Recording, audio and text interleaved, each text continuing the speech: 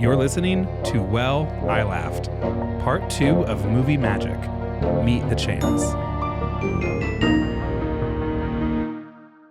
I'm going to jump in right away and start chatting. I figured. I have been cyberbullied recently by Good for them. me in January Oh. when I set screen limits on some of the apps on my phone. Now, glow and a grow. Here's the glow. I could have told you that. I've deleted most of the apps that had a screen limit to. I was like, if I'm trying to limit my use, I'm probably not even really in alignment with actually using this app at all. Yeah. So like, for instance, not to dead name it, but Twitter, that's off Dead my name phone. that one. Yeah, That's 100%. actually, that makes sense to dead name. TikTok, man. TikTok. And sometimes you get that screen alert before noon and it's like, how dare you? And then it's like, oh, are you counting all of those hours after midnight that I was on you? That doesn't count. You think I've already used you for 88 minutes? That's like most calories of my after minutes. midnight. Exactly. None of that matters. Or ice cream on the way home from the gym. Yeah. Like, that doesn't count. How dare you accuse me of that? If I eat it in the car and no one's around, it didn't happen. Yeah. No, I'm all for that. I'm all for that. And so I'm like, I am in this horrible catch-22 where I am both not listening to the screen alerts and at the same time feel too weird to delete them. So that's good. Yeah. I remember when TikTok first started doing they would pay influencers to be like, hold up, you've been scrolling for a long time. And the first time I got one of those, I was like, how dare you? Yeah. I'm going to keep scrolling for 2 more hours now, at least. No, my own like authority defiance disorder. Whenever I get that, I go, okay, well, they're right. I do need to go to bed, but I will be watching 2 more videos so that way they didn't get me off this app. I went on my own accord. I wonder if there's a section in their demographics for you. Probably. It's like non-binary people and gay people who scroll 2 more times after getting told to stop. So that's been good. That's been good. Honestly, it's been a good week of spring break. There needs to be a word for when what's that word for when you think you have a medical condition without any person having diagnosed you with it? Oh, I know what you mean. Not like a hypochondriac, but it's like we're getting close to it. Yeah. But it's like, oh my gosh, I have this disease and disorder because of like one thing that I feel kind of tingly about in my left pinky. And it's like, hey, like you probably don't, and there are people with that, and they're fine, right? There needs to be a word for that, a word that I can't remember. Yes. There needs to be a word for that for things you see on TikTok and immediately go, oh my God, I have that. Because I saw 2 days ago something on TikTok called functional freeze, which is where when you're like kind of so busy and actively like working on something that when that pauses, you actually kind of struggle to do anything at all. It's called executive dysfunction in the world of ADHD. Cool. That was me yesterday. That was me hardcore yesterday. Can get it. Yeah. I think it's just more common when there's like a hard dopamine addiction as like there is with ADHD. I was like, I have my book next to me and I'm gonna read it. And then I'd get like 8 pages in and then I'd be like, I think I need some mozzarella right now. And then I'd get some mozzarella and then I'd be like, ooh, I should probably bring those shoes downstairs so that way they're not right by the front door. And then I'd come back and I'd be like, well, I've been meaning to do that thing on my computer real quick. And then I'd sit back down and be like, God, I'm so glad I haven't been on my screen all day. Everyone with ADHD, I want you to know, is screaming in their car on their way to work right now as they're actively doing the same thing. As they're late to work, doing girl claw with like all of the little things. And then they get to their car and they're like, why did I bring my shoes? Right. And it was like, oh, because I meant to bring those downstairs. So then I have 2 more things. Yeah. First, like a sum up of this, like with respect to my girlies who have ADD or ADHD, right? It's ADHD now. Okay. Yeah. Not trying to be like, oh my God, I too have that, right? Like it's frustrating. You should try meth. In my community, a lot of people have. So I'm not like other girls. I don't know what else to tell you. I don't party with Tina. Anyways, that was probably too much for the listeners to hear on their way to work in the morning. I'm a good person. Anyways, today has been different, right? I think truly I needed a day where I just like did absolutely nothing. Like I did my little walk today. I meditated for the first time in a really long time. We're going to get back to that. I took a nap. And it's been good. Like I've felt like productive. I showered today, did not shower yesterday. So it's been really good. Yeah. But on that note of like executive dysfunctioning, you do that thing, because I know I do it too, where you place things actively in front of the door so that way you don't forget them when you leave. And then you're just like, that lives there now. There was a week, either earlier this year or last year, where things were clearly like stressful just from a busy sense at work. And I had forgotten lunch like 2 days in a row. Right. So I was changing what I was prepping for lunch so I could hang it in a bag on the doorknob. Have you ever been so kind of out of sorts that you have to have a non-perishable lunch so you don't forget it? I mean, yeah, but it's never actually been intentional. It's more just me being lazy. I kept a spare can of ravioli, or Chef Boyardee ravioli in my drawer at work. Girl, I could drown. Listener, Maya saw me take a whole gulp of what I'm drinking right now. This is going to be good. Just imagining 2 baby bells also rolling around. Probably. Yeah. And you remember my old place. Yeah. There was the chair right next to the door too. And that was a great place to put stuff. Like Monday, Tuesday. Because then Wednesday rolled around and it was 3 days of sweaters and 3 days of reusable bags. And all of the things that you were meaning to take. Plus my 2 different work bags for busy day, soft day, right? Yeah. And it just kind of created a pile, and that's how you lose beanies. So I had a lot of cold heads. Real. That's so real. I love... If I have like a big day or like a long day at work where it's like school and then practice and then we're going to an after school tournament and then I'll go, I will bring my backpack along with me because there's just like more pockets and stuff and it protects my laptop better. Yeah. But if it's like a light day at work and I don't have to bring my own personal laptop, I bring my little New Yorker bag in because I like teach downtown and I just feel very much Anne Hathaway in The Devil Wears Prada. But it does mean that sometimes I'm like, shit. I left my Tylenol, chapstick, and hat in my other bag.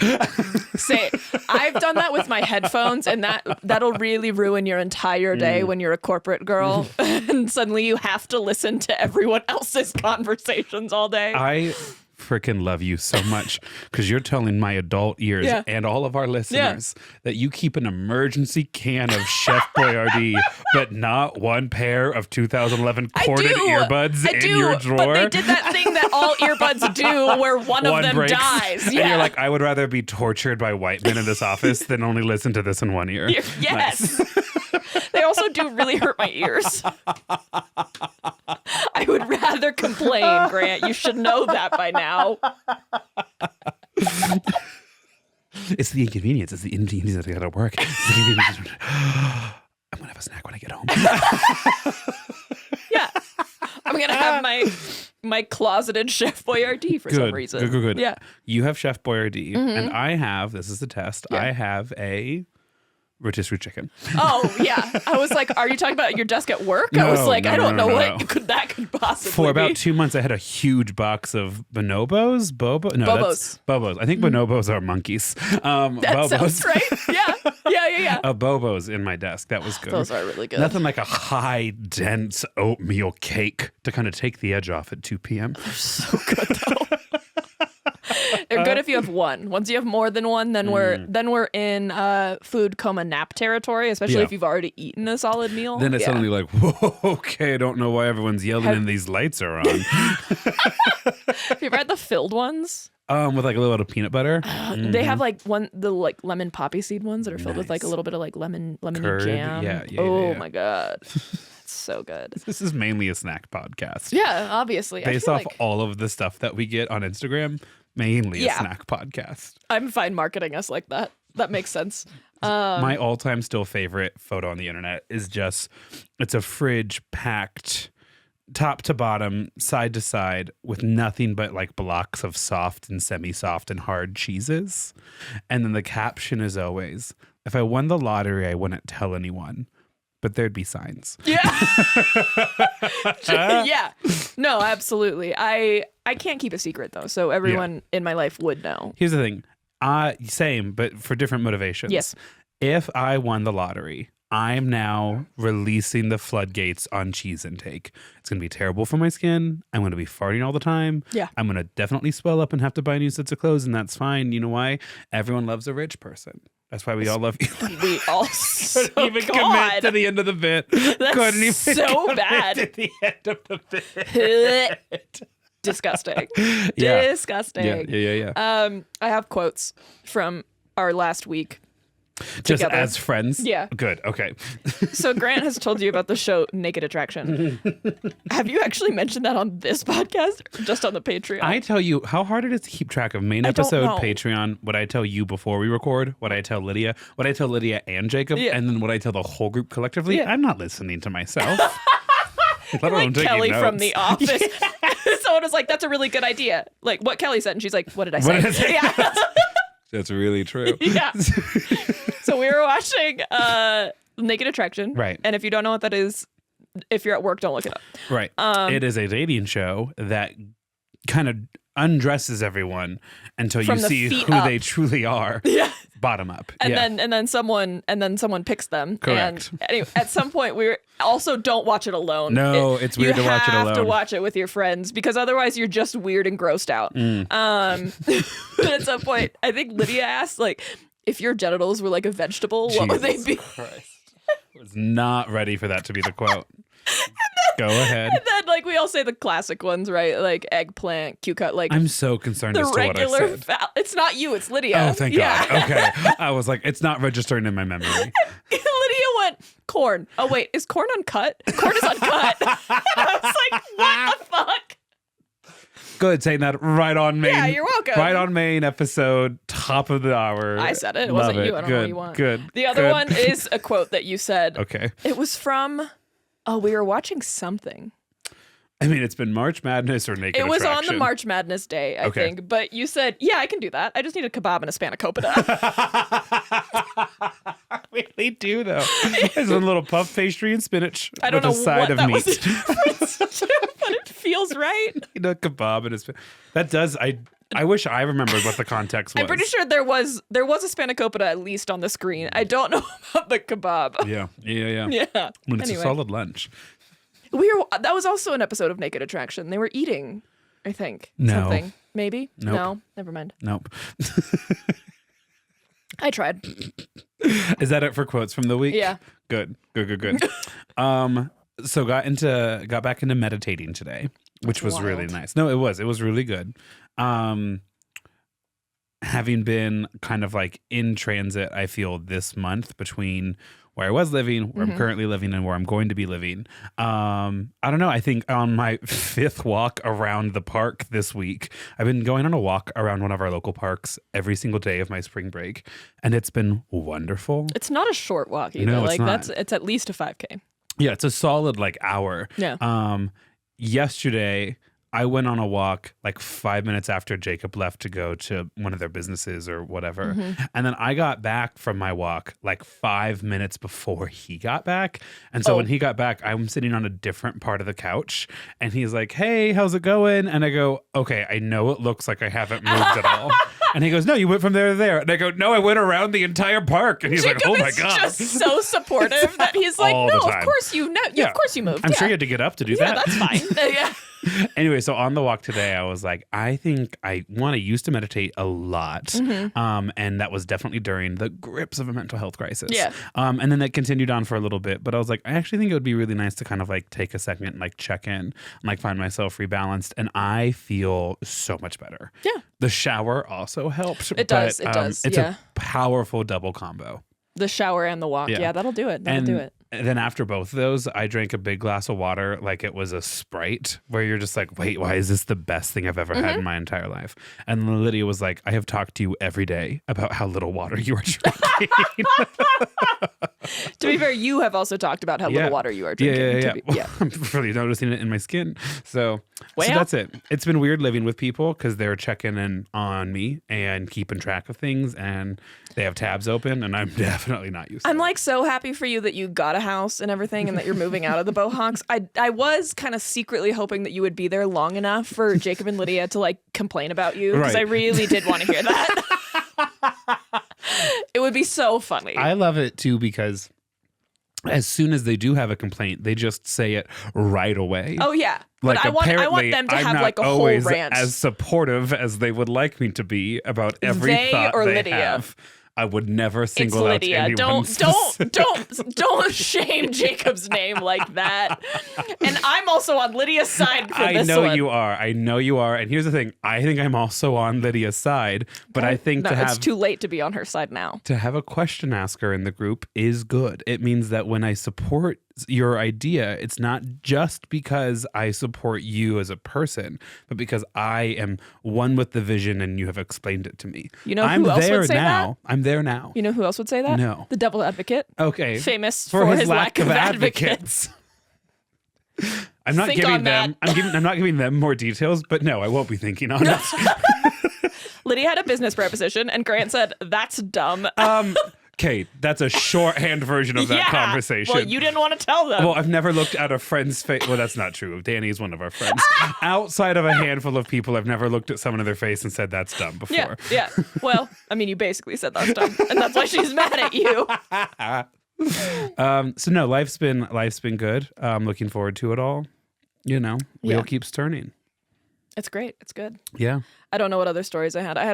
Today I finished these notes. I walked to our local coffee shop and sat down. I saw someone I knew from high school, which was interesting and horrifying. And also it took me far too long to remember her name. And then by that point I was already seated and I was like, well, that's the end of that. And I also had both headphones in. So I know she got up and left and I feel like she would have said something, but I also was like so deep in that by the time I looked up, she was gone. And I was like, okay, well, and also this old man sat next to me. Well, he was there first, and it was like a big communal table, so I sat next to him. I was like, is it okay if I sit here? And he was like, yeah.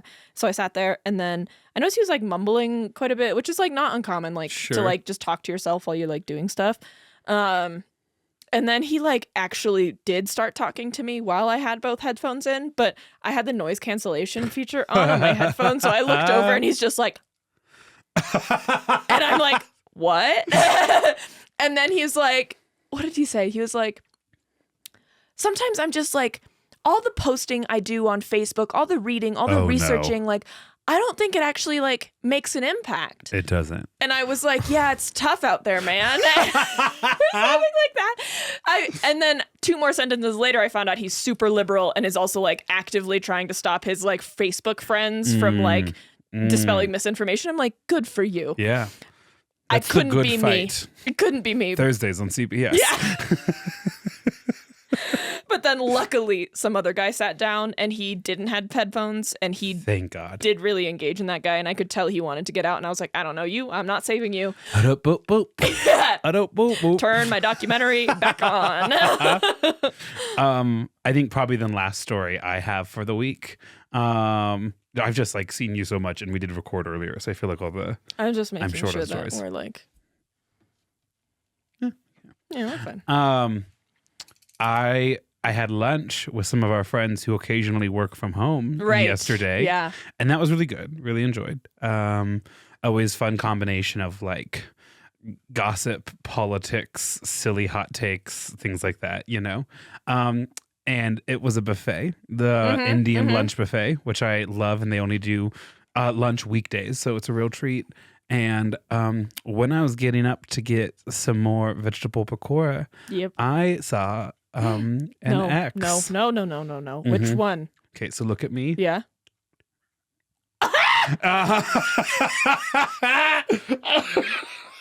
And what was really tough about that interaction is that we never really had like a formal goodbye. Yeah, whose fault is that, Grant? No, okay, so fair criticism, but hear me out. Okay.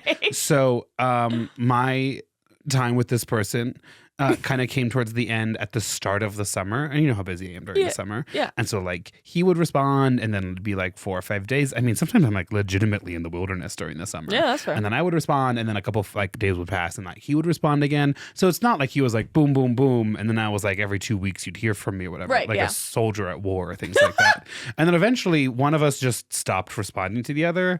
I will go ahead and claim it might have been me because I just legitimately forgot until months later when I was like, oh. Legitimately forgot. I mean, yes, in this case, I'm sorry, it's hard to remember a conversation that's not interesting when you're literally in wine country with your family. Okay. Okay, yeah. Fair enough. So anyways, no real resolution there, and I certainly did not seek it yesterday at the lunch buffet. No, God, no. Yeah, That's not the place for that. All I was seeking was vegetable pakora and a little bit of sag paneer. But like, I mean, you know. So anyways, so I'm a survivor. Some sag now. I'm a survivor. I'm not a giver. I'm not gonna. And that's it for the updates from me. Oh, good. Good. That seems good and healthy and good. And and now you guys understand why I have never brought a date or a relationship to some of our favorite places in the city. Yeah. Because I can't risk it. I can't risk it. You do have a lot of favorite places in the city that you exclusively have dates at. Correct. One Italian place is slowly starting to lose its magic to me, though. Yeah. At no fault of their own. Okay, I think that's enough coded language, knowing that I have a handful of students probably listening to this conversation right now. Hey, students.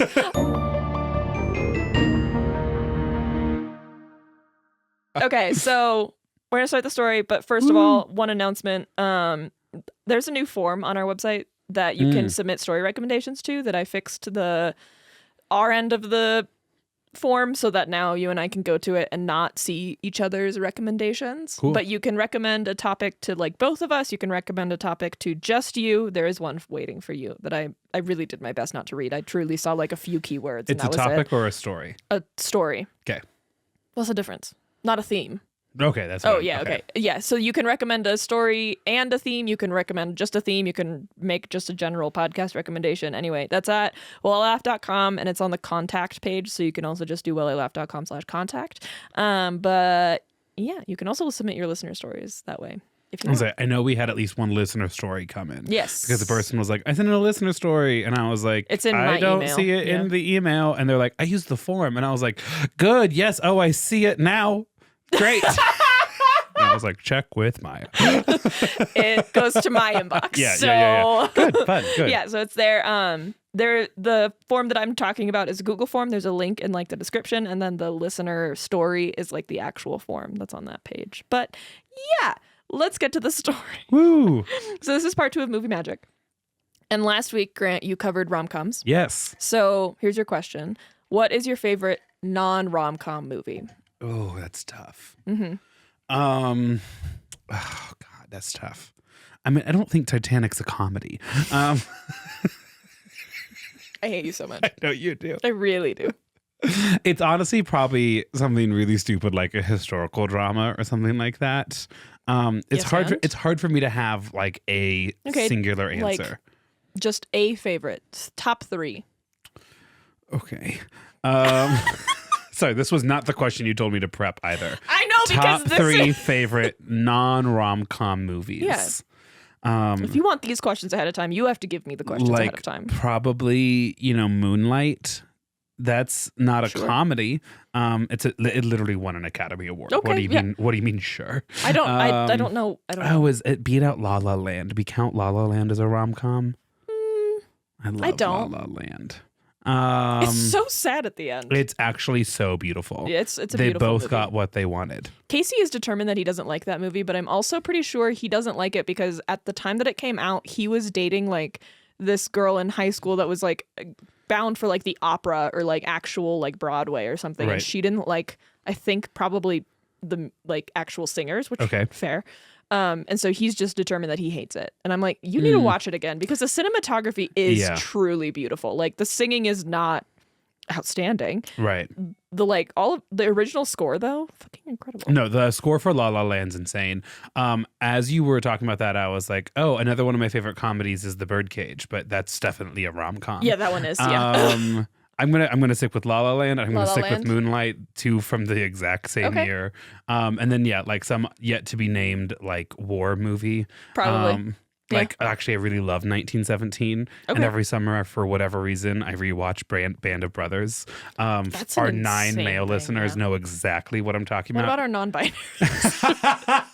'Cause there are 10 of them apparently. Yeah, I don't know. Fair enough. Okay. What elements make those movies your favorite? I for each one's different. I think La La Land tells a really cool story. Like actually I think for La La Land and Moonlight, they tell stories that you don't see normally, like elevated. Like La La Land, they get what they want but not each other, right? Oh god. Moonlight is about like life and regret and like moving on and like becoming yourself and like our attempts to fix the past in the present, which I think is really interesting. And then 1917 is not to be like a dork here, but just like cinematically so cool. Oh, and then like literally everything from Wes Anderson, if that's what we're talking about. You know, that's good. Like the cinematic art form that is movies, because I really do identify as a storyteller, and so. And so to see like storytelling done so well, and like its ability to move people like beyond its necessarily like the bones of its plot to like elevate it to a larger art form, like is what makes it really enjoyable to watch. You didn't ask, but I'll answer the question anyway. I would be mad, but I know I have done that to you before. And it's good to know that you're learning. Everywhere all at once. Everywhere, why is that everything your favorite all at once. one, Maya? Emotional damage. A Ghost Story, which is an A24 film that was like 2020, 2021-ish time frame. That it's like very little dialogue. There is one monologue I keep meaning to send you because it would be so good. It like added into like some a performance. I'm doing right now A Ghost Story. A Ghost Story. There's like, it's like the Ghost Story monologue. You like don't even get the name of this character. You get nothing but this monologue from this guy, but it tells such a story. It's so good. It's basically like this guy dies and he like just he like not really comes back to life, but he does haunt the house that he lived in before he died. And then you get to see everything that happens in that house pre and post him living in it. And it's just like this beautiful story. Everything Everywhere All at Once, A Ghost Story, and honestly, like Princess Mononoke or something like that. One of the Hayao Miyazaki films, because they're all just beautiful. Is it like a scary ghost story? No. It's really just like I don't think the production value was like that high because like literally to portray the ghost, it's literally like a cheat over this actor. Oh, fun. But it's like, it's just so beautifully But done. sometimes that like rejection is really interesting, you know? Yeah. There is one scene where he just absolutely terrorizes this poor like Hispanic family that moves into the house because he does that thing where like he's a ghost and it's like the first family I think that moves in after his like wife, partner, whatever moves out, and he like finally realizes that he can like affect the world around him and he like throws a tantrum essentially, but it's like the only person that he actually like really terrorizes is this poor Hispanic family. Yeah, so sad.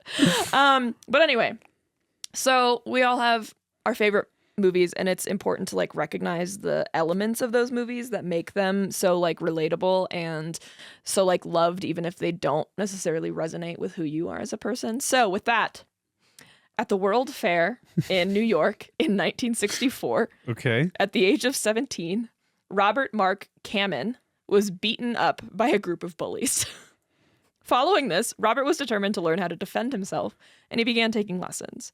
His first instructor was focused more on the violence of the craft of self-defense, which led Robert to A, feel more confident in his ability to get revenge on his bullies, if the time came, but more importantly, B, to crave a deeper connection with martial arts, aside from just the sheer violence of it. Okay.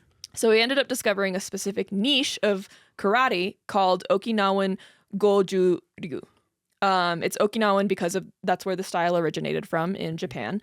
And Goju-ryu means hard, soft style. It's formally known as Todi Jutsu.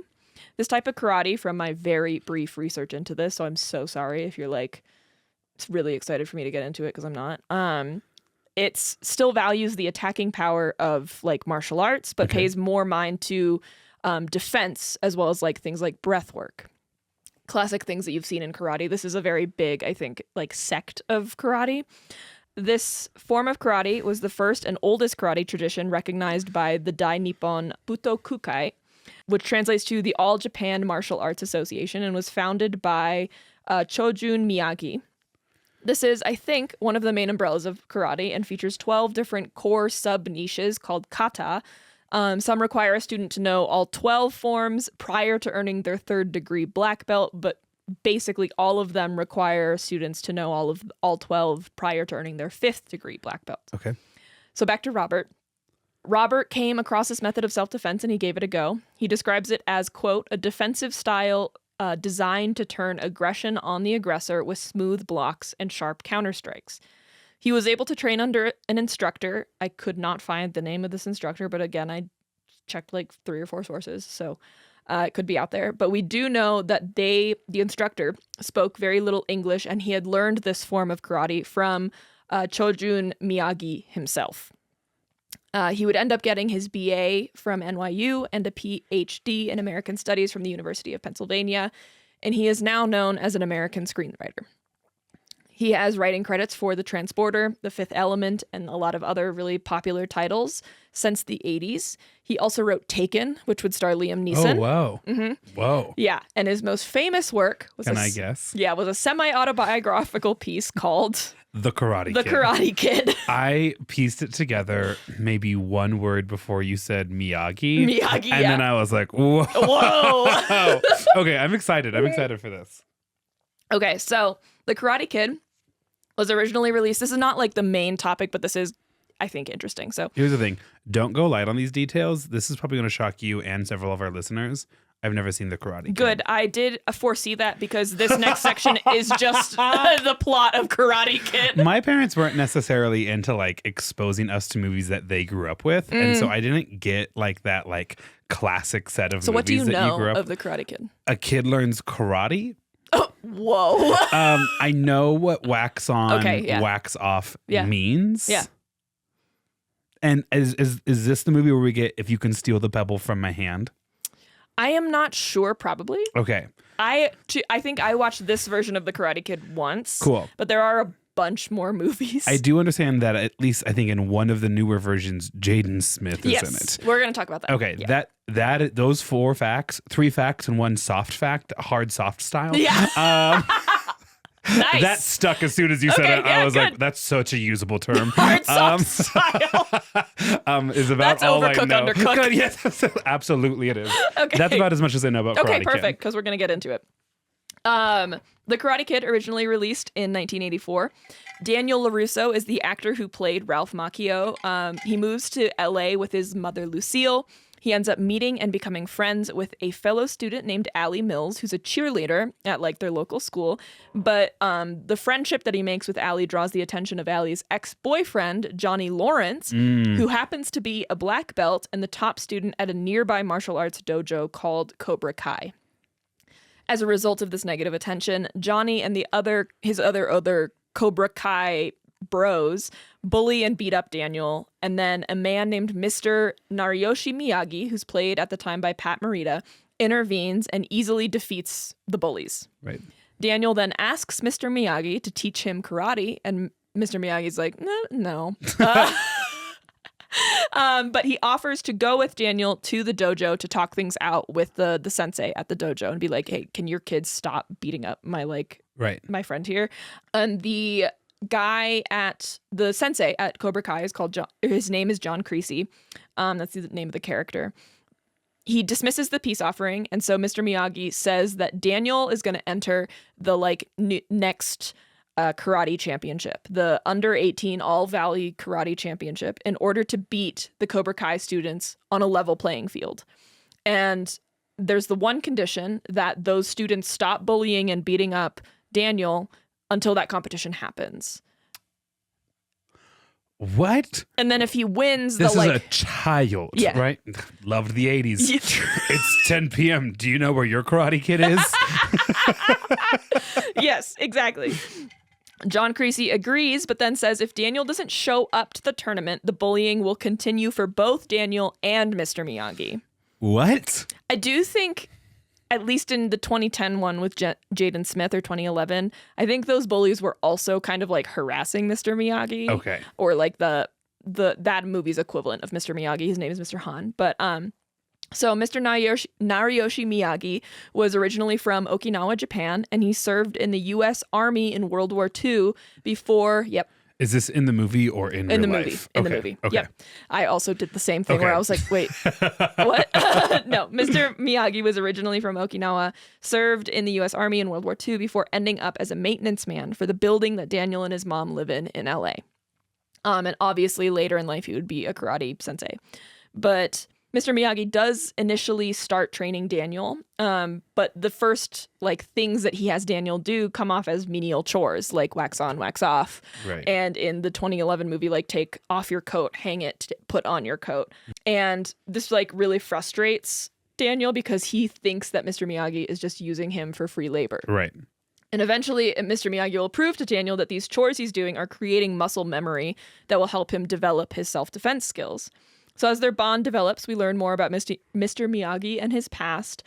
He had lost his wife and son during childbirth while they were at an internment camp during World War II. Oh. And Mr. Miyagi was serving in the 442nd Infantry Regiment, which was an all-Japanese regiment, which I had no idea about. And they were serving in Europe. To Europe, yeah. Yep. Mm-hmm. Italy specifically, I think. I had no idea. Okay. I was like, what? I wrote 442nd Infantry Regiment, and then another source was the all-Japanese regiment. And I was like, what? Sometimes these kind of facts burst into my brain like the Kool-Aid Man.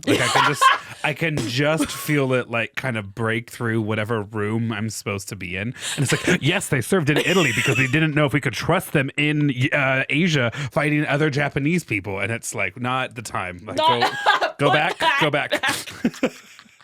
I didn't mean to mix you with water like that. Yeah, so true. Either too much or not enough water, but something's wrong with this Kool-Aid right now. Something's wrong with this Kool-Aid right now. Put it on a sticker. That's actually so relatable. Okay. So the duo train, they finally get to the tournament. Daniel surprises audiences. Not only does he show up to the tournament per their agreement with Cobra Kai, but he makes it to semifinals, much to the chagrin of the Cobra Kai sensei and the students. John Creasy, the sensei, sends his best student, or his second best student, because his first best student is the actual big bully guy. Right. The second best student, Bobby Brown, is another one of the tormentors, but he's maybe one of the more compassionate ones of the group to fight Daniel in the semis. So I think there's 4 people fighting. So Johnny is fighting somebody else, and then Bobby is fighting Daniel. John Creasy instructs Bobby to intentionally do an illegal attack on Daniel's knee and disqualify him and disqualify himself for the good of the dojo. So he's saying, here's what you're going to do. You're going to fuck up his knee, which is going to disqualify you, but then is going to put us in a leg up if he ends up facing in the final. When he ends up facing Johnny. And Bobby is pretty reluctant to do this, but he does it.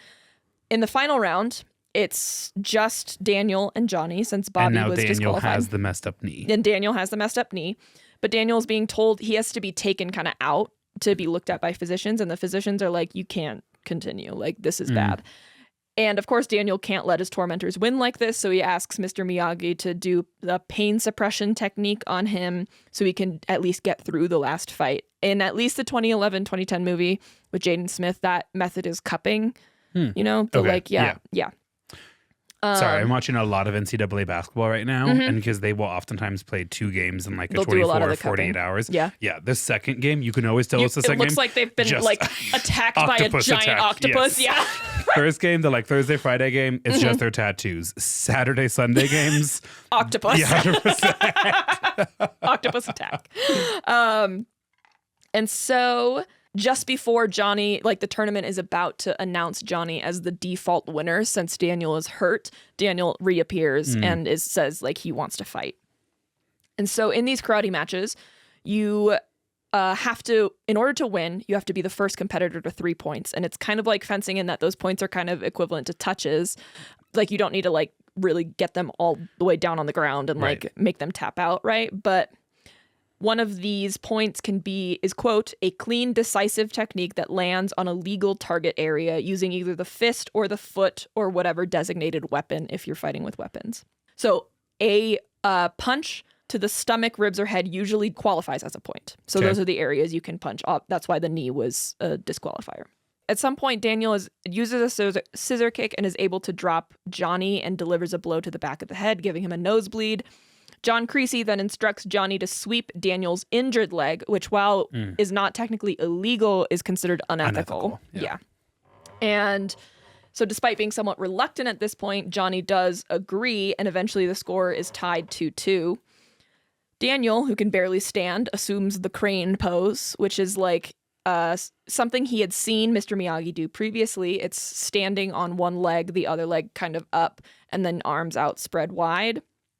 And Johnny lunges at Daniel, and as Johnny's lunging at Daniel, Daniel jumps from his one leg and executes a front kick to Johnny's face, which then wins him the tournament. Oh, yeah. Yeah. And he got to kick his bully in the face. Fuck yeah. We love it. We love that. And following this, Daniel gains the respect of Johnny and the other Cobra Kai members. I'm not sure if he earns the respect of John Creasy. I don't think he does, but right, because the sensei who's like, kill him. Destroy this child. Yeah. Exactly. He's probably not the good guy. Tough to see my coaching style reflected back to me, you know? Kidding. Oops. So Johnny, who is the main bully that started this whole thing off, is eventually actually the one to present the trophy to Daniel. So it's a story. We love a little movie magic. A little movie magic, right?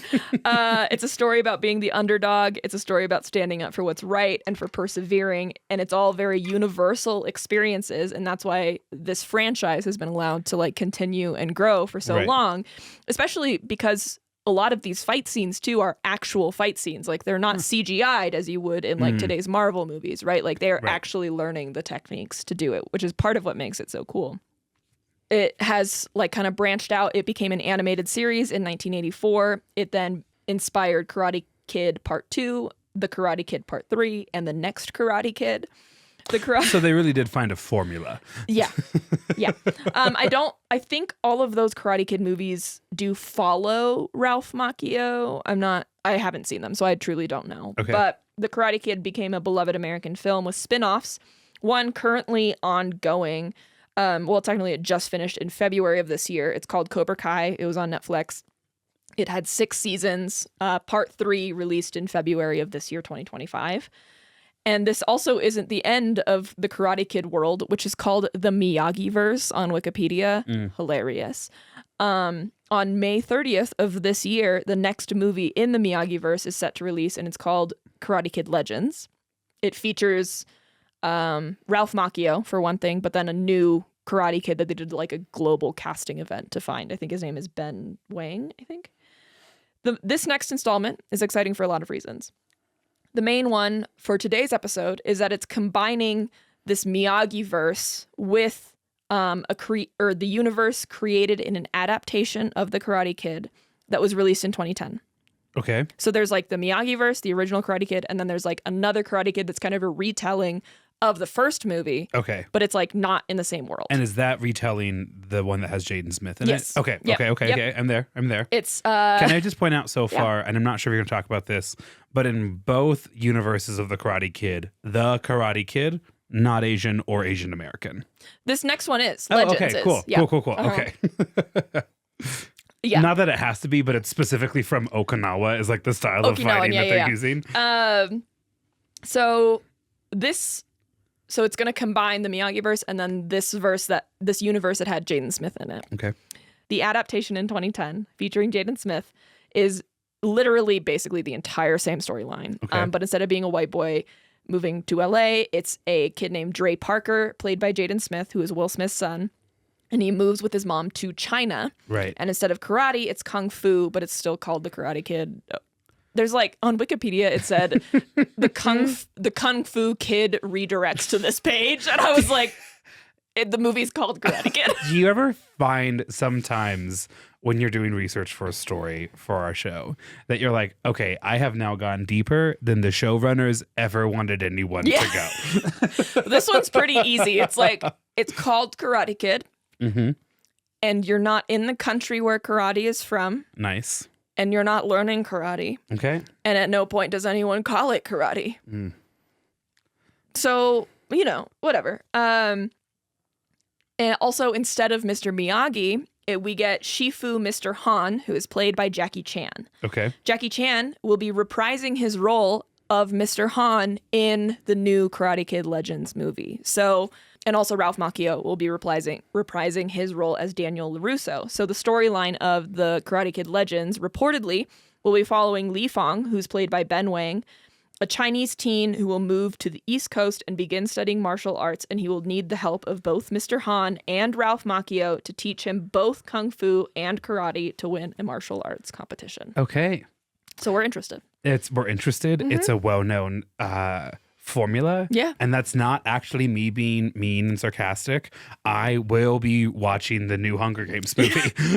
Yes. Dude, the TikTok For You page for the Well I Laughed account, it's all musicals and Hunger Games right now. And that's why I can't be on it, because I can't have anything spoil the book until I've had a chance to read it. It's all been Songbirds and Snakes right now. Okay. Yeah. Anyway, so the next section is called A Modern Legend. Okay. Sorry, pause for a second. You're good. What are your thoughts on the coaching style and coaching techniques of the Karate Kid, of wax on, wax off? Because I feel like all the adults that remember the show are like, yeah, those are where you really learn the life lessons. I like them. Also, like, especially if you're teaching that young of an age. Right.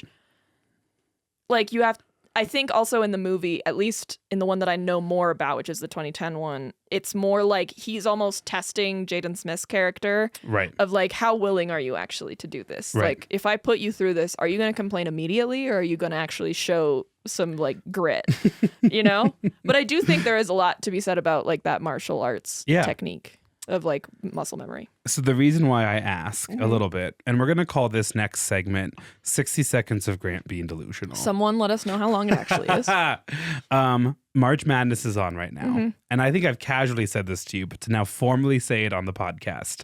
One of my biggest delusions is that I could coach a high school basketball team, not at like the highest levels, which in Colorado is like 5A and 4A, but at the smaller levels, like 3A and 2A for smaller schools.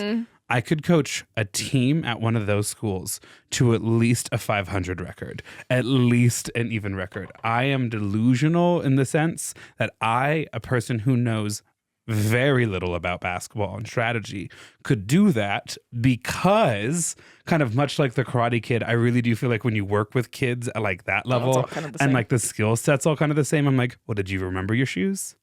Did you go to the team workout on Thursday? Right? Like you become like a manager of people and of like malleable young people that you're trying to like just impress upon them to like be better organized, be more focused, things like that. That's what teaching is. And I'm a believer that I could delusionally get kids to a stage where we could at least win half of our games. And that's what I think about all the time when I March Madness. And then Jacob, like one of the two resident straight men in our group, are like, how? And I go, super easy. Full court press. Okay. We focus exclusively on generating turnovers. And that means we can like just kind of keep pulling kids off the bench, because like a full court press really like tires the kid out after a while. And so it doesn't matter if you're good or not. I just need you to be in their face. And then it's actually really good that you're not going to have a kid anytime soon.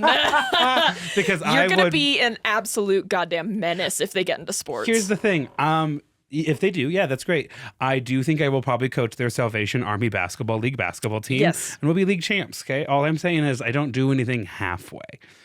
So that was probably 3 minutes. He's just going to be like a menace to whatever little league baseball team he ends up coaching when Lydia and Jacob eventually have a kid. Oh, yeah. Oh, yeah. And then one last thing, not to be talking about kids in the middle of the story about Karate Kids, but we did joke about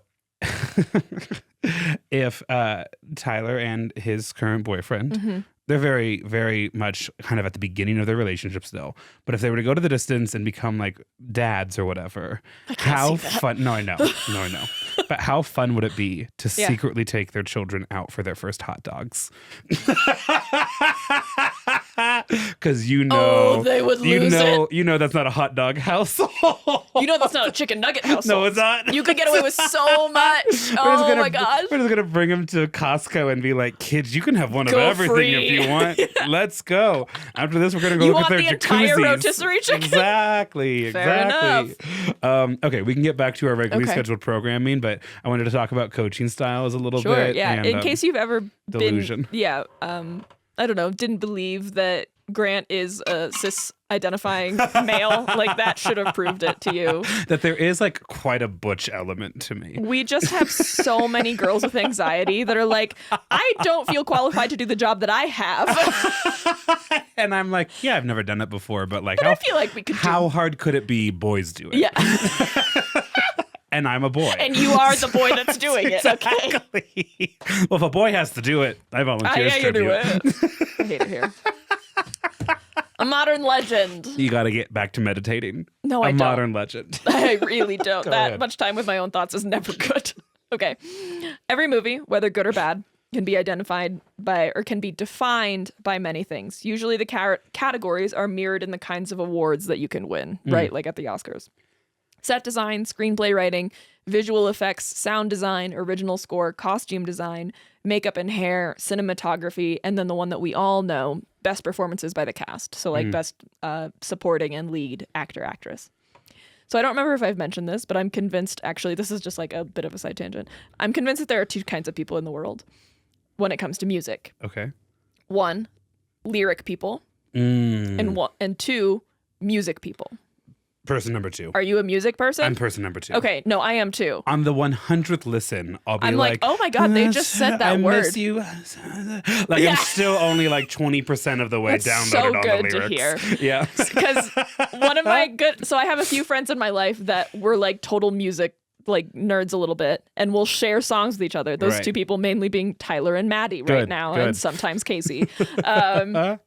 And the reason Tyler and I sometimes disagree on songs is because I'm like, the vibes of this song are incredible. And he's like, I don't know if I relate to like the message. And I'm like, what the fuck are you talking about? What message? You and I are dancing to Robin's I'm Still Dancing on My Own on the dance floor, completely unaware that it's a heartbreak song. And I'm secretly not unaware that it's a heartbreak song. But he is still on that dance floor. Absolutely, dancing on my own. Yes.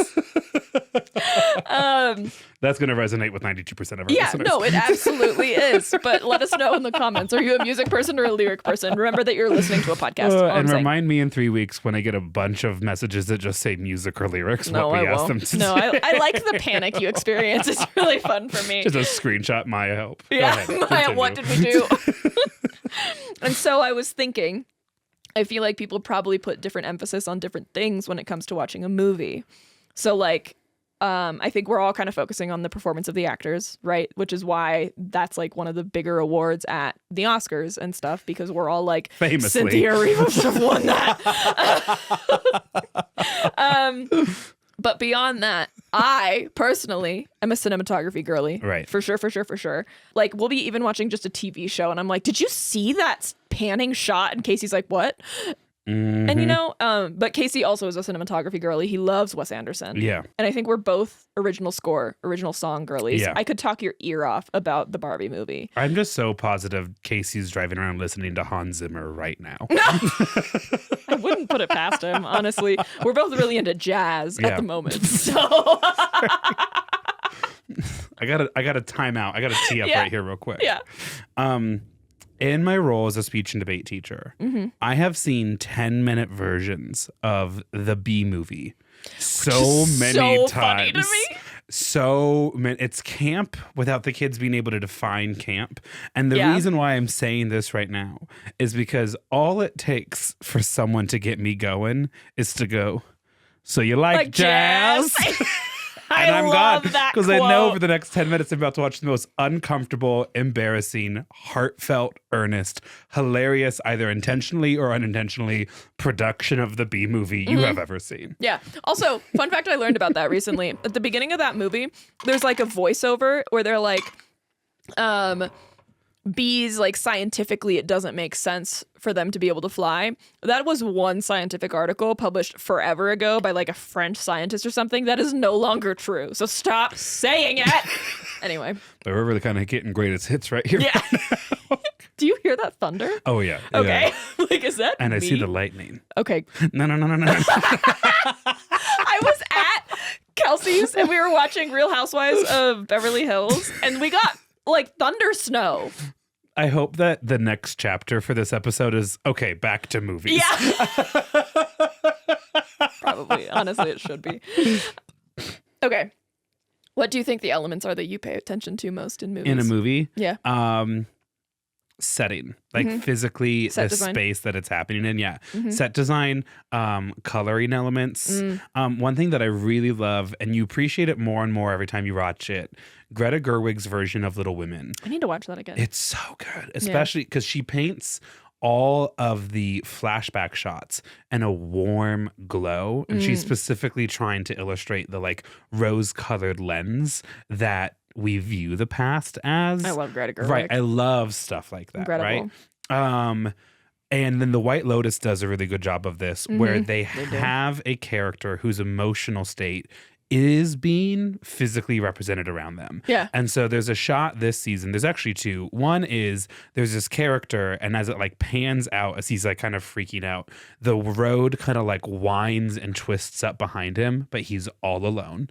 And then the second one is that it's in the very first episode. Yeah. There's three siblings. One of them has headphones on, one of them has sunglasses on, and the other one is sipping Hear a no Coke. evil, see no evil, Speak no evil. Yeah. Wow. And it's so you see that, and it lingers just long enough for a second that if you want to catch it, you can, but it doesn't like force you to. I love those kind of like additional storytelling narrative elements. Yeah. Also, if you're into White Lotus, I just want you to know that whoever, I don't even know who directs that. Mike White is the producer. Mike Whiter. Yeah. Mike Whiter. That whole series is so beautifully written. I think they want 7 seasons of Good. White Lotus because each season is a different sin. Okay. What are they called? Deadly Sin, the 7 Deadly Sins. I think I don't remember what the first season was. Someone's gonna remind me, and it's gonna be like, oh my god. Anyway, but yeah, if you're also watching, how do you feel about the lighting design in La La Land? The lighting design in La La Land. Oh my god, you have to watch it. Do you mean like the intentional coloring choice Yeah. of like the solid yellow, solid green, solid blue, solid red? There's more like I don't remember which character is which. One character has a lot of blue lighting. One character has a lot of red lighting. Okay. And then when they come together, there's a lot of purple Purple. lighting. I'll have to watch it again. You have to watch it again. It's so good. Anyway, back to the story. We're nerding out in this episode. I love a good movie. So when it comes to performances in the realm of today's action movies, with a focus on martial arts, there are very few names that are bigger than Jackie Chan. Right. He is not just a household name in the West. He's also incredibly well known in the East, and that's where his fame actually originates from. He has a star on the Hollywood Walk of Fame and the Hong Kong Avenue of Stars, which I didn't know was a thing, but both of them. But he also has an honorary Academy Award for extraordinary achievements in film. Also, he's apparently a singer who's operatically trained. He has a lot of singing albums that are released they're called Canto Pop and Mando Pop. I assume Cantonese and Mandarin. Sure. And he has several albums. He's a singer? Yeah. Okay. Which I had no idea until I got into this. What's that movie? What's the series of movies where it's Jackie Chan and I think Chris Rock? Could not tell you. Okay. Off the top of my head, anyway. He is also known, Jackie Chan is known as one of the more charitable celebrities. Oh, cool. He has said that he's donating half of his wealth to his main philanthropic causes at his death. He does not plan to give any of that wealth to his biological children. His primary philanthropic causes are conservation, animal welfare, and disaster relief, and he's been a UNICEF Global Ambassador since 2004, and in 2015 he was named Singapore's first anti-drug ambassador. As of 2015, Jackie Chan's net worth was estimated to be $350 million. Wow. And as of 2016, he was the second highest paid actor in the world, the first being The Rock. Whoa, okay. Who still is at the top as of 2024. Right. Crazy to me. Okay, Jackie Chan is now known for his legendary martial arts work and his work doing deadly stunts and physical comedy. Especially because you have to think when he was coming up, they don't have CGI. They don't have the same like technological powers that we have now. Like if you watch the behind the scenes for like any Marvel movie, it's all green screen basically. And they're like attached to harnesses and everything. So like they might have some basis for the stunts that they're doing, even if it's the stunt double. But most of the time they're not fighting, just fighting, you know? And so Jackie is known for movies like Rush Hour, Drunken Master, Karate Kid, and The Spy Next Door. Here's a quote from someone, I don't remember. He is one of the most loved and popular action stars of all time. He's like, and I don't mean this in a pejorative way, like he's big amongst children. Like he's like kind of the first actor whose name you learn. Yes. You know? Like that movie, The Spy Next Door, I remember that from when I was a kid. It released on Disney. Yeah. Hilarious. So remember how I said all movies are defined by a set of consistent attributes? I do remember that. When we talked about that? So we didn't talk about plot, right? Okay. Plot being a major factor, which I guess comes into play when you're talking about screenwriting or script writing or whatever. The great thing about The Karate Kid and movies like it, like Grant mentioned, is that they kind of adhere to a formula. They're predictable. You don't walk into the movie about an underdog expecting that the underdog will still be the underdog at the end of the movie, right? You're ready to see a love interest. You're ready to meet a trainer. You're ready for a hero's journey. You're ready for a transformational montage. You're ready to see the rock bottom. You're ready to see them prevail after the climax. As long as this isn't one of those things that it's a two-part, then all bets are kind of off. But yeah. As I say to my students when I tell them that I think Marvel movies are boring. Yes. Sorry, no offense. They're like, what? And I go, oh, are the stakes even higher this time? And they won again. And they're like, boo, what kind of movies do you think we should have then? I'm like, August Osage County. Starring Meryl Streep and like Julia Roberts. Okay, I went intense family dramas. That's fair, honestly. I don't want any promising of healing. I loved the first generation or first phase of Marvel. I don't know what phase we're on right now. I think it's like phase 6 or some shit like that. They did just announce the cast of the newest the next Avengers movie. Okay, and that cast is fucking stacked. Really? It took a long time to even get through cast announcements. Wow. Yeah, you should look it up. It's crazy. Like the cast is just page after page after page of like big stars. I'm like, how much are you paying? Okay. So this kind of thing, the formulaic success of action movies is something that Jackie is very well versed in. His fans and critics today will both actually say that he has not broken the mold enough. And that's why his current day success is not as big as it was, say, in the early 2000s. But my favorite thing amongst the comfort of predictability is a good plot twist. I'm not talking about one of those ones that you see from a mile. I don't remember writing this, so that's why I have to read it. It's okay. I'm talking about one of those ones that you see coming from a mile away, or even one that you know where the plot needs to go and know something's got to give, but you can't predict the characters involved or something like that. I'm talking about a complete blind spot plot twist, something that the director or writer or whoever intentionally ensured that the audience would not even know what to predict. Side note, this is why I highly recommend going into movies without watching the trailer. Right. Because I've done this now with Grant several times, actually. You don't know how much you know to expect just by watching the trailer. And two of the movies that I mentioned that I really loved, this was completely unintentional, were Everything Everywhere All at Once and A Ghost Story. And those were two that I just agreed to go with a friend and didn't know at all what was going to happen. And so the impact of seeing that, which is actually how the director, producer, actors want you to view it, is how you're viewing it. I just solved the riddle that I've had for the last 60 seconds, which is what movie are you referencing? And it's the Nicole Kidman movie, isn't it? Yes. You know, the Nicole Kidman movie, the one where, anyways, what's continue. It called? I don't know, but it's the one where it's like, Nicole Kidman is hot and she has an affair. That's what all of her movies in 2024 were about, and it's really interesting. Fair enough. Yeah. Baby? No, it's not Baby. Yes. What is it called? Something. You're on the right track, though. Baby Girl. Baby Girl. There it is. So if you ever have the opportunity, just like ask your friend to just invite you to whatever movies they're gonna see, or just like if you've heard a name of a movie, don't watch the trailer, just watch it, because 10 out of 10, an incredible experience. if the movie's good, I guess. But like, it's a very different way of walking into a movie than watching the trailer and then walking into the movie. I used to berate Casey because he's really into Marvel. Right. Especially in the earlier like phases of Marvel, he would like genuinely walk out of a theater to not see the trailer. And I was like, that's so annoying. Like, can you stop? And then I did it and I was like, okay. I get it. Yeah. I get it. Yeah, like that's super fair, actually. My mom and I will intentionally, when we're looking for movies to watch, like as a family during the holidays, if there's a comedy that we want to watch, we'll like watch the first 15 seconds of it. And then if we're down with the premise, we're like, okay, stop. I don't want to see all the jokes. I don't want to see everything that's coming. Right. I love my cousins dearly. When we were having our cousin ski trip, we were trying to find something to watch. And we watched like 90 minutes worth of just trailers. And I was like, I'm going to go to the hot tub. When the correct answer was staring at you in the face the entire time, Cocaine Bear. With character actress Margot Martindale. I can't do that again. Jesse Tyler Ferguson. I can't do that again. It was way too much gore for my little rat brain. Not Al Pacino. Ray Liotta. It was Ray Liotta's last movie. Never forget. Oh, God. He was not paid enough. I don't know what he was paid, but it wasn't enough. So Jackie does know a thing or two about a plot twist, despite not really incorporating them into a lot of his movies, but he's in that universe, right? Unfortunately, what he doesn't expect is that plot twist to happen in his own life. Oh.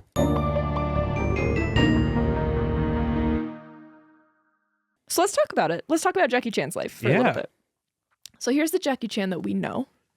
He was born April 7th, 1954 in British Hong Kong, and his birth name was Chan Kong Seng.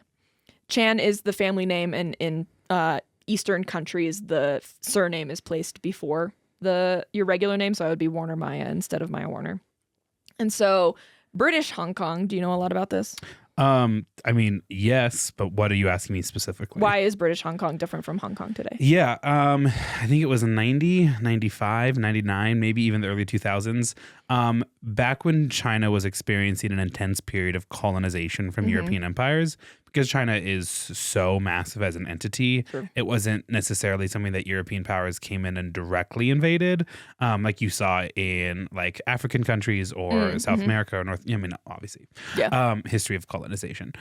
So what they did instead was essentially used violence to force whatever governmental entity they were negotiating with into really unfavorable terms for them. And one of them was that the British Empire got Hong Kong for like 300 years or whatever, and then essentially their lease ended in the 90s, and China was like, get out. And so that's why it's called British Hong Kong. And then it became just Hong Kong as we know it today. And because of that history of being semi-independent from China, because it was like a British controlled area, Hong Kong's relationship with what we would consider mainland China is different. It's a bit more independent than you would expect something within like the Chinese political apparatus, because of that. And so you'll see a lot of people who identify as like Chinese, but then at a couple of major Chinese cities like Hong Kong, those individuals identify more with the city that they're from. Country. Okay. Yeah. I also didn't know this until I did this episode that Hong Kong is an island. Yep. That's wild to me. And I also went on the map and I was like, okay, you're barely an island. Yeah, go ahead and let Hong Kong know right there. There we go. It's like Long Island. It's like you're like almost kind of connected. Like you're just like, it's just like a straight. I was expecting it more to be like Taiwan and how separate it was. It's really right on China. Right, exactly. Anyway, really interesting. So Jackie Chan was born to Chi Long Chan, we're going to call him Charles, and Lily Chan, we're going to call her Lily, because those are their Americanized names or English names. Okay. His father, Charles, was a cook, and his mother was a maid for the French consulate in Hong Kong, and the family lived in the servants' quarters. I think they might have specifically been serving the French embassy.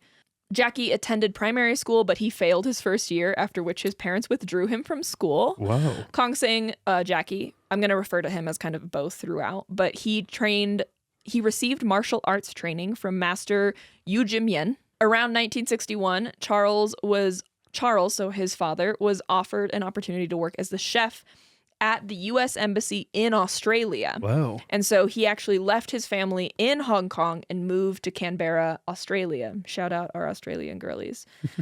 Later, I think Lily would join Charles in Australia, and they together essentially left a 7-year-old Jackie Chan in Hong Hong Kong, Jesus, to study at the Chinese Opera Research Institute, which was a boarding school in Hong Kong.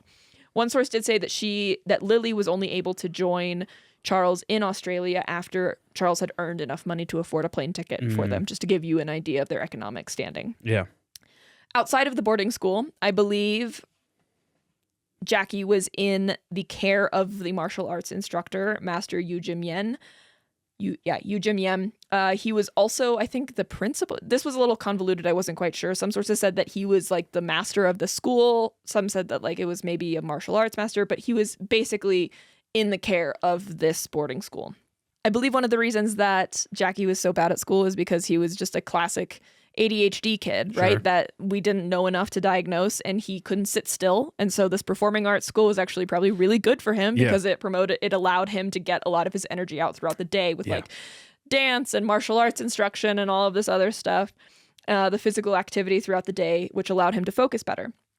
There's a documentary that I'll tell you the name of later, but it said that you had to sign a contract to to go to the school. Okay. And you had to sign a contract. There was like a different contracts for different number of years. And so it was like 3 years, 5 years, 7 years, 10 years. And when Jackie first toured the school, he loved it so much that he was like 7 at the time, right? But he was like 3 years, not enough. 5 years, not enough. 7 years, not enough. So he signed a contract for 10 years. He tours the school and I want to spend my next decade here. Which I mean does put him at 17, 18 when he graduates, which makes sense for our like Western ideals of education. And right on the cusp of both of his parents leaving the country. Yeah. So he does kind of have to go somewhere. Helps with that as well. Yes. So he signs the contract for 10 years. The day he finishes what he refers to as the apprenticeship, which I think was him at this boarding school, was the first day he saw his dad again. Whoa. I do believe it was kind of heavily implied that while I think maybe his like troupe or whatever from the school was hired to perform outside of the school, for the most part, he did not leave that boarding school for 10 years, decade. Basically. But he does remember feeling like he had escaped prison when he finally left that day. Whoa. Okay. I think, so 10 years was a little too much time at the boarding school. I think maybe the boarding school also, this is like what, the 60s, 70s around this time, maybe employed some tactics that would not be seen as super cool. This is the thing that I had just written. But apparently when you graduate, you get 10 whips from the master at graduation. What? And so Jackie went to like present the cane to to Master Jim Yuen, I think. And the master, I guess, for whatever reason, it's unclear, just said like, you're like, I release you. Like, you don't need to be do this. whipped by me. Yeah. Okay. All right. Yes. So anyway, at the school and after the school, he excelled in acrobatics, singing, martial arts, and miming. It was French, you said, right? Yeah. No, I don't think it was. Like, no, they worked at the French embassy, or his parents did. But so these talents would help him get a position. Oh, sorry, the actual line I wrote. These talents would help him land a position, parentheses, LOL, get it?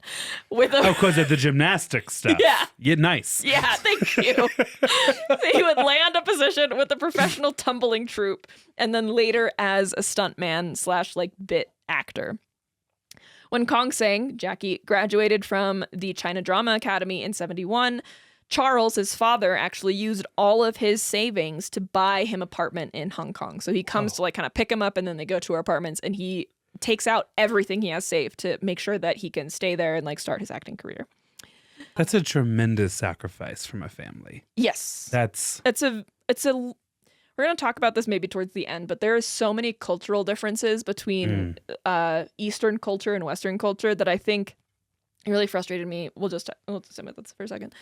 There's a podcast I listened to that reviewed Jackie's first kind of autobiography. It's not really an autobiography because I think it was written by a ghostwriter because Jackie wasn't fluent enough in English to write it, but this was right when he was breaking into the US market.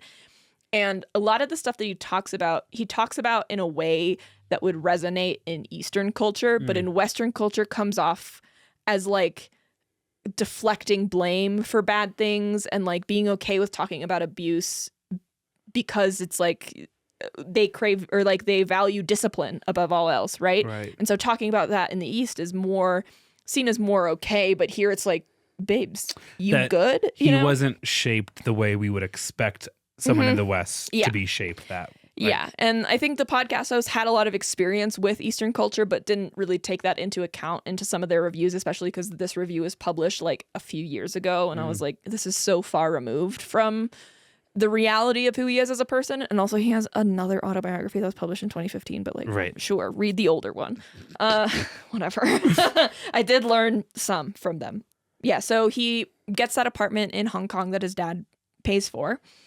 I think the reason, this was something I didn't write down because this was something towards the end of the documentary, but the reason that they had to buy an apartment because like landlords saw Jackie Chan as kind of a risk because he was kind of an actor, thought of as like a hoodlum. So they were like, we'll lease to you if you get married, basically, which again, not something you could do in the West, but something that kind of makes sense in Eastern culture. And so they were kind of forced like, okay, we can't like find you a wife before I go back to Australia. We couldn't find you the cheaper option, so we are going to find you an apartment. The most expensive option. Right. Exactly. So at first, I don't think he actually sees much success. I don't know how many years it was before he ended up just moving to Australia with his parents for a little bit. Okay. But while he's in Australia, he takes on work in construction and as a cook in a nearby kitchen. But eventually he gets, I think, a telegram from his agent that's like, will you come back to Hong Kong and like really give this a shot? And so he does. So he finds work as an acrobat and stuntman for the 1972 movie Fists of Fury, which stars Bruce Lee, who was the big martial arts actor at the time. However, Bruce Lee would, I think, pass, a year after Fists of Fury releases. Okay. I didn't look into that. I do think it was an unexpected death. But at the time, at the filming of Fist of Fury, Jackie completed the highest fall in the history of the Chinese film industry. Okay, well, that's a prize. And a surprise. Yeah. But Bruce Lee would eventually pass in 1973, leaving somewhat of a power vacuum for actors in this field. And a lot of people believe that Jackie would be the, quote, heir to the throne. And so Jackie does end up working with Lo Wei, who often directed and produced Bruce Lee's movies, but the results weren't super successful, and so the partnership would end later in the 1970s.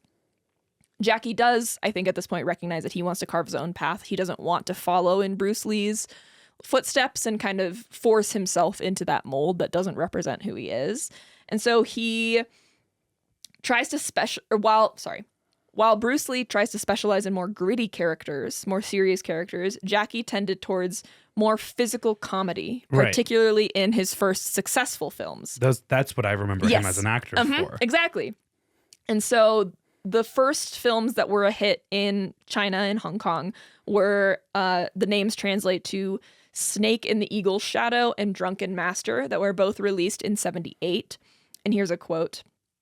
Blending his martial arts abilities with impressive nerve, he insisted on performing all of his own stunts. And a kind of screwball physical comedy, Jackie found his own formula for cinematic gold. And they call this very specific genre kung fu comedy. Oh, okay.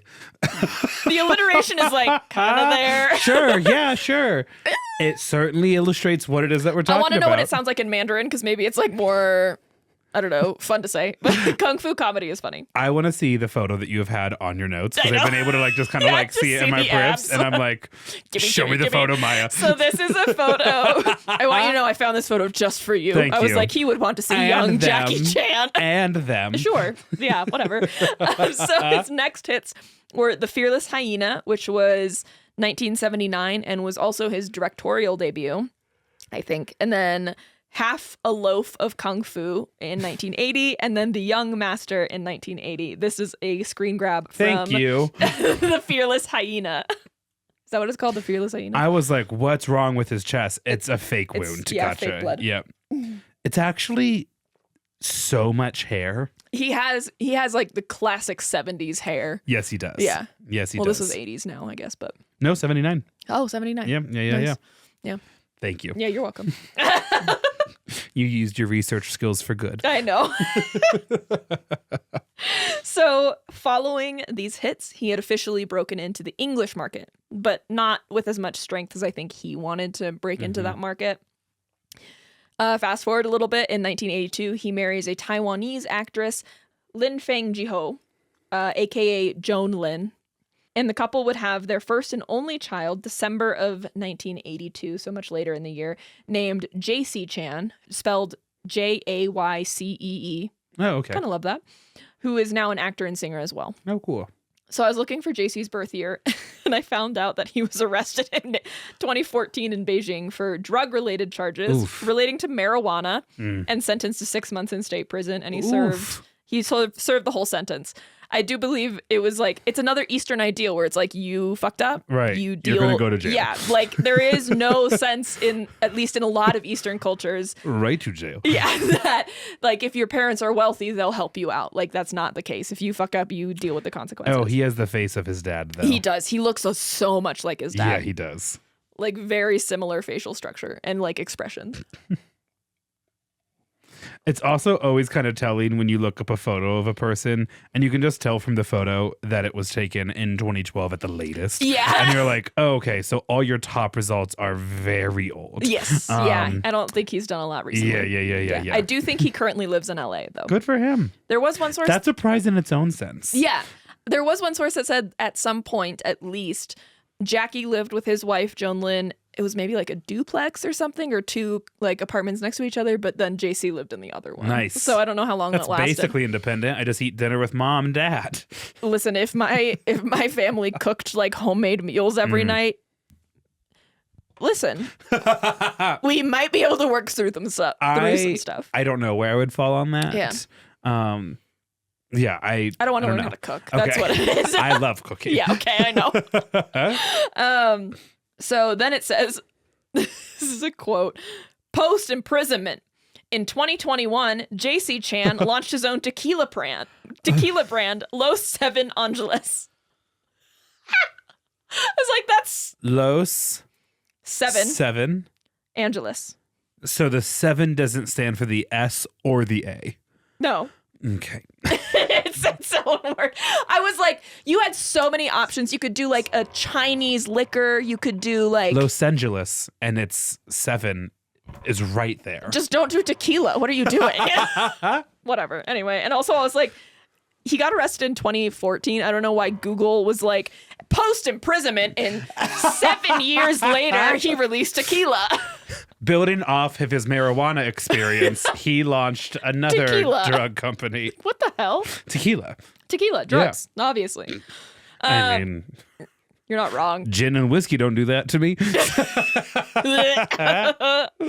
So we're going to skip forward just a bit, just to get this out of the way. In his career? Okay. In Jackie Chan's career, yes. If you Google Jackie Chan's kids now, this is a headline that you'll see, and this comes with a lot of asterisks around it.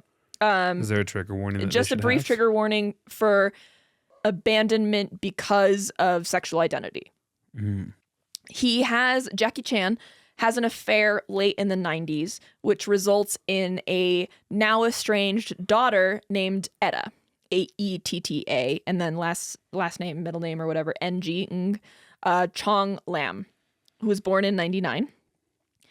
Etta is also now estranged from her mother, Elaine. And I read a few articles about the relationship, and here's the too long didn't read. Etta came out as gay in 2018, and I believe this is when her relationship with her mother fractured. Okay. And they stopped talking. Etta then moves to Canada and ends up, I don't know if they met previously or if they met in Canada, but she ends up with a partner named Andy, obviously another female identifying person. And then they came upon hard times and were homeless for a period in Canada. And then headlines came out saying Jackie Chan's daughter estranged due to homophobic parents. However, so I thought at first that meant Jackie was homophobic. Right.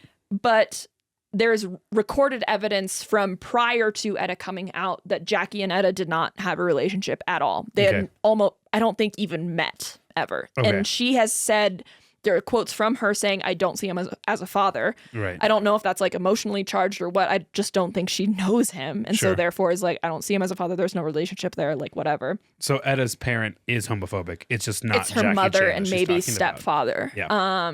And so yeah, every other article indicated to me that Jackie and Etta never shared any kind of relationship. She doesn't see him as a dad because she doesn't know him. And it seems Jackie rarely, if ever, mentions her daughter.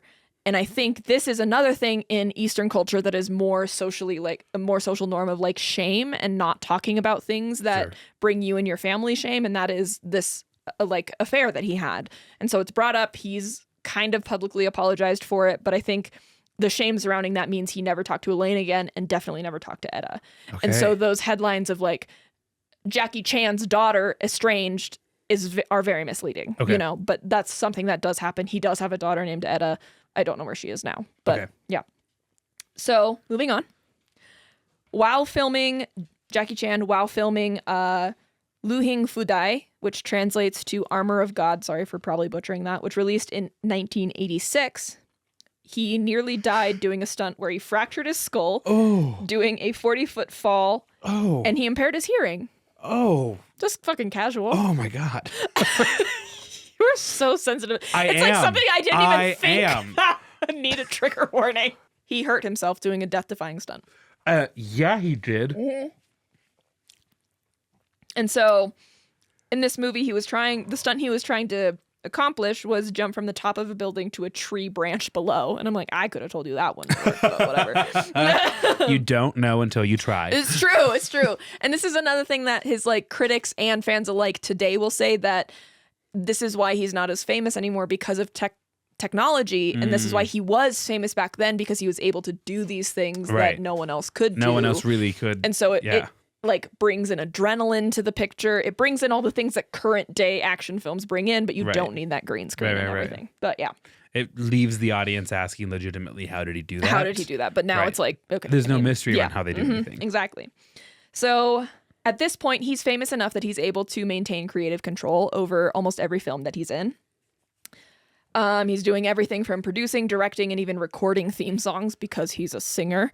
And there are several sources that said, even like up to recently, that he is one of the types of people that has trouble delegating things, that they were interviewing. There was a news crew that was interviewing him or something, and they were following him around Hong Kong, and he didn't even have a driver. He was driving himself around, but they were like running late for meetings, and he was like calling people while he was in the car saying like, I can't do this anymore, and like, but scheduling things. So he's like all over the place all the time just because he's like, imagine that life. That's so crazy, Grant. Say it in a goddamn mirror. I should also say it in a mirror, but that's okay. Shut up. I let you do your own stories. Yeah, I know. I contain creative control over one-third of the episodes. You contain multitudes. Okay. Here's a quote. By this time, Chan was far more than a movie star. He was a one-man film industry. And so he formed his own production company as well as talent agency. And as a result of a higher number of stuntmen being injured on one of his films, I'm not sure which one, he also founded the Jackie Chan Stuntmen Association, where he personally trained and provided medical coverage for its members. Okay, all right. It's like, I'm not dealing with the workers' comp. Yeah.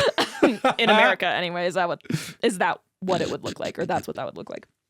So in the 90s is when he finally breaks into the American market.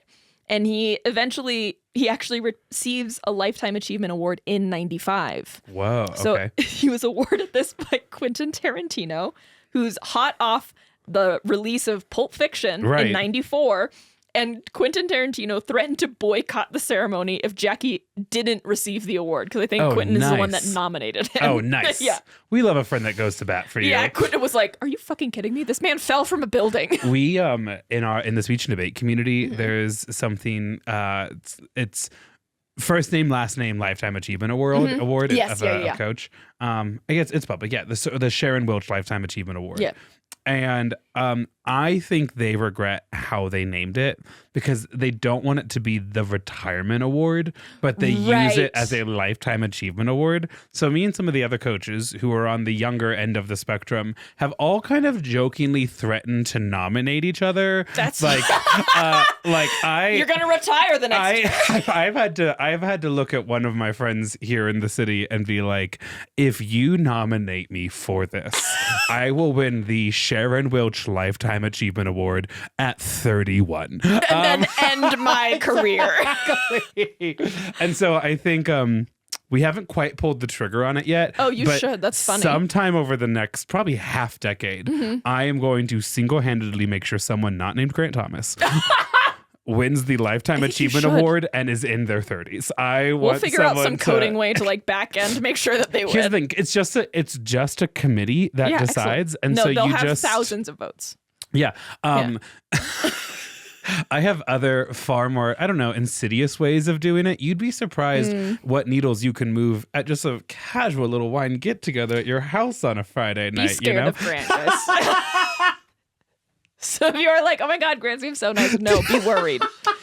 Be worried about his intention. I live a big life. And I've never apologized for that. Tell me more about Jackie Chan. Yeah, okay. So following this Lifetime Achievement Award awarded to him by Quentin Tarantino, essentially, his first American hit was released called Rumble in the Bronx, which grossed $10 million on its first weekend. And from there, the rest is essentially history. Like, he continues to make successful and unsuccessful movies, in the same realm. Who doesn't? Partially because of this, like, kind of strict formula he's discovered and doesn't really want to deviate from.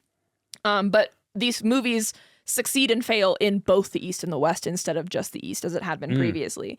So recently, he's been the voice of Master Monkey in 2008's Kung Fu Panda. Okay, sorry. Wasn't ready to hear some of those words. Yeah, I'm same. here now. He was in The Forbidden Kingdom, which was like a hallucinogenic memory that just like came to me when I read that title. I was like, oh my God, I remember watching that in my living room with my mother. It's like an acid trip. I need to watch it again to be like, this was a weird movie, right? Good. It is a weird movie. The Spy Next Door, which released in 2010, and then the adaptation of The Karate Kid with what's Will Smith's Jaden Smith's with Jaden Smith as his co-star.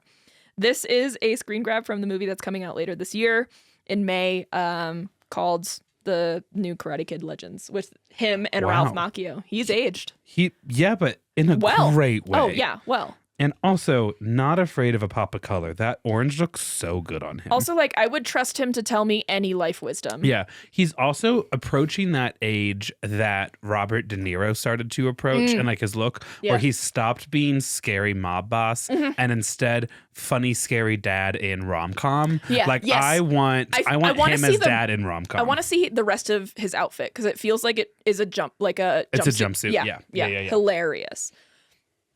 But yeah, I kind of want to see this movie now. Anyway, truth telling is the next section. This is a rather short section. At the end of the section, this is what I'm going to ask you about. Okay. Your history question. So prior to all of this, Jackie obviously grew up with his parents, Charles and Lily, and he knew that they lived full lives because that's parents and teachers alike, despite us not recognizing that they live full lives outside of what we know. They do have full lives. He understood that there was probably a lot that he didn't know, but as is more common in Eastern culture, you don't ask questions that aren't like, it's not clear that you should ask them. Right. Right. And so he understood there was a chance that he had half siblings. He understood that there was a chance he was not the biological child of his parents. He understood there was a chance he was only the biological child of one of his parents. But one day in 1999, his father told him... So he's like pretty famous 4 years after winning a Lifetime Achievement Award, still making movies, super well paid. Then he does his biggest test of all, talking openly with your parents. Yes. In Eastern culture, yes. Yes. Okay, good. His father tells him that he is ready to start talking to him about his past. Okay. And what he finds out is relatively shocking. For one thing, he finds out he has not one estranged sibling. He has not two estranged siblings. He has 4 estranged siblings. He has 2 half-brothers on his dad's side and 2 half-sisters on his mom's side. Whoa. That he has never met or heard of. Actually, I think at this point he did know about his sisters. It was the 2 brothers he really didn't know about. He was born in what, 58? Is that what you said? 54, I think. 54? Mm-hmm. So he is in his 40s. Mm-hmm. He's 45, 44. Yeah. And they're like, you have 4 siblings. Yeah. I think he did. I think he actually had probably met the 2 sisters. Okay. I don't think he had met the brothers. He also finds out that his father's name actually isn't Qilong Chen, Charles, as we call him, or Chen Qilong, as he had lived his whole life believing. His father's name is actually Fang Daolang. which means also that his last name isn't technically Chan. Wow. Yeah. Okay. Which also, they have like a pretty strict like naming structure, which I didn't really get into in about like in China. They have a pretty strict naming structure, which not only means that Jackie's name isn't technically Kongseng, it's actually technically Shilong. So his name is not Chan Kongseng, it's Fang Shilong, which is like crazy to learn. Yeah. When you're almost 50. Remarkably different. Yeah. And so by the time Jackie's father is like really ready to sit down and like get into it with him, it is 2002, 2003. So it takes a couple of years, I think, to fully get the story out. And Jackie hires a documentary crew to go down to Australia with him and kind of record his father telling the whole story. At this point, his mother, Lily, is still alive. She will die in 2002, I think.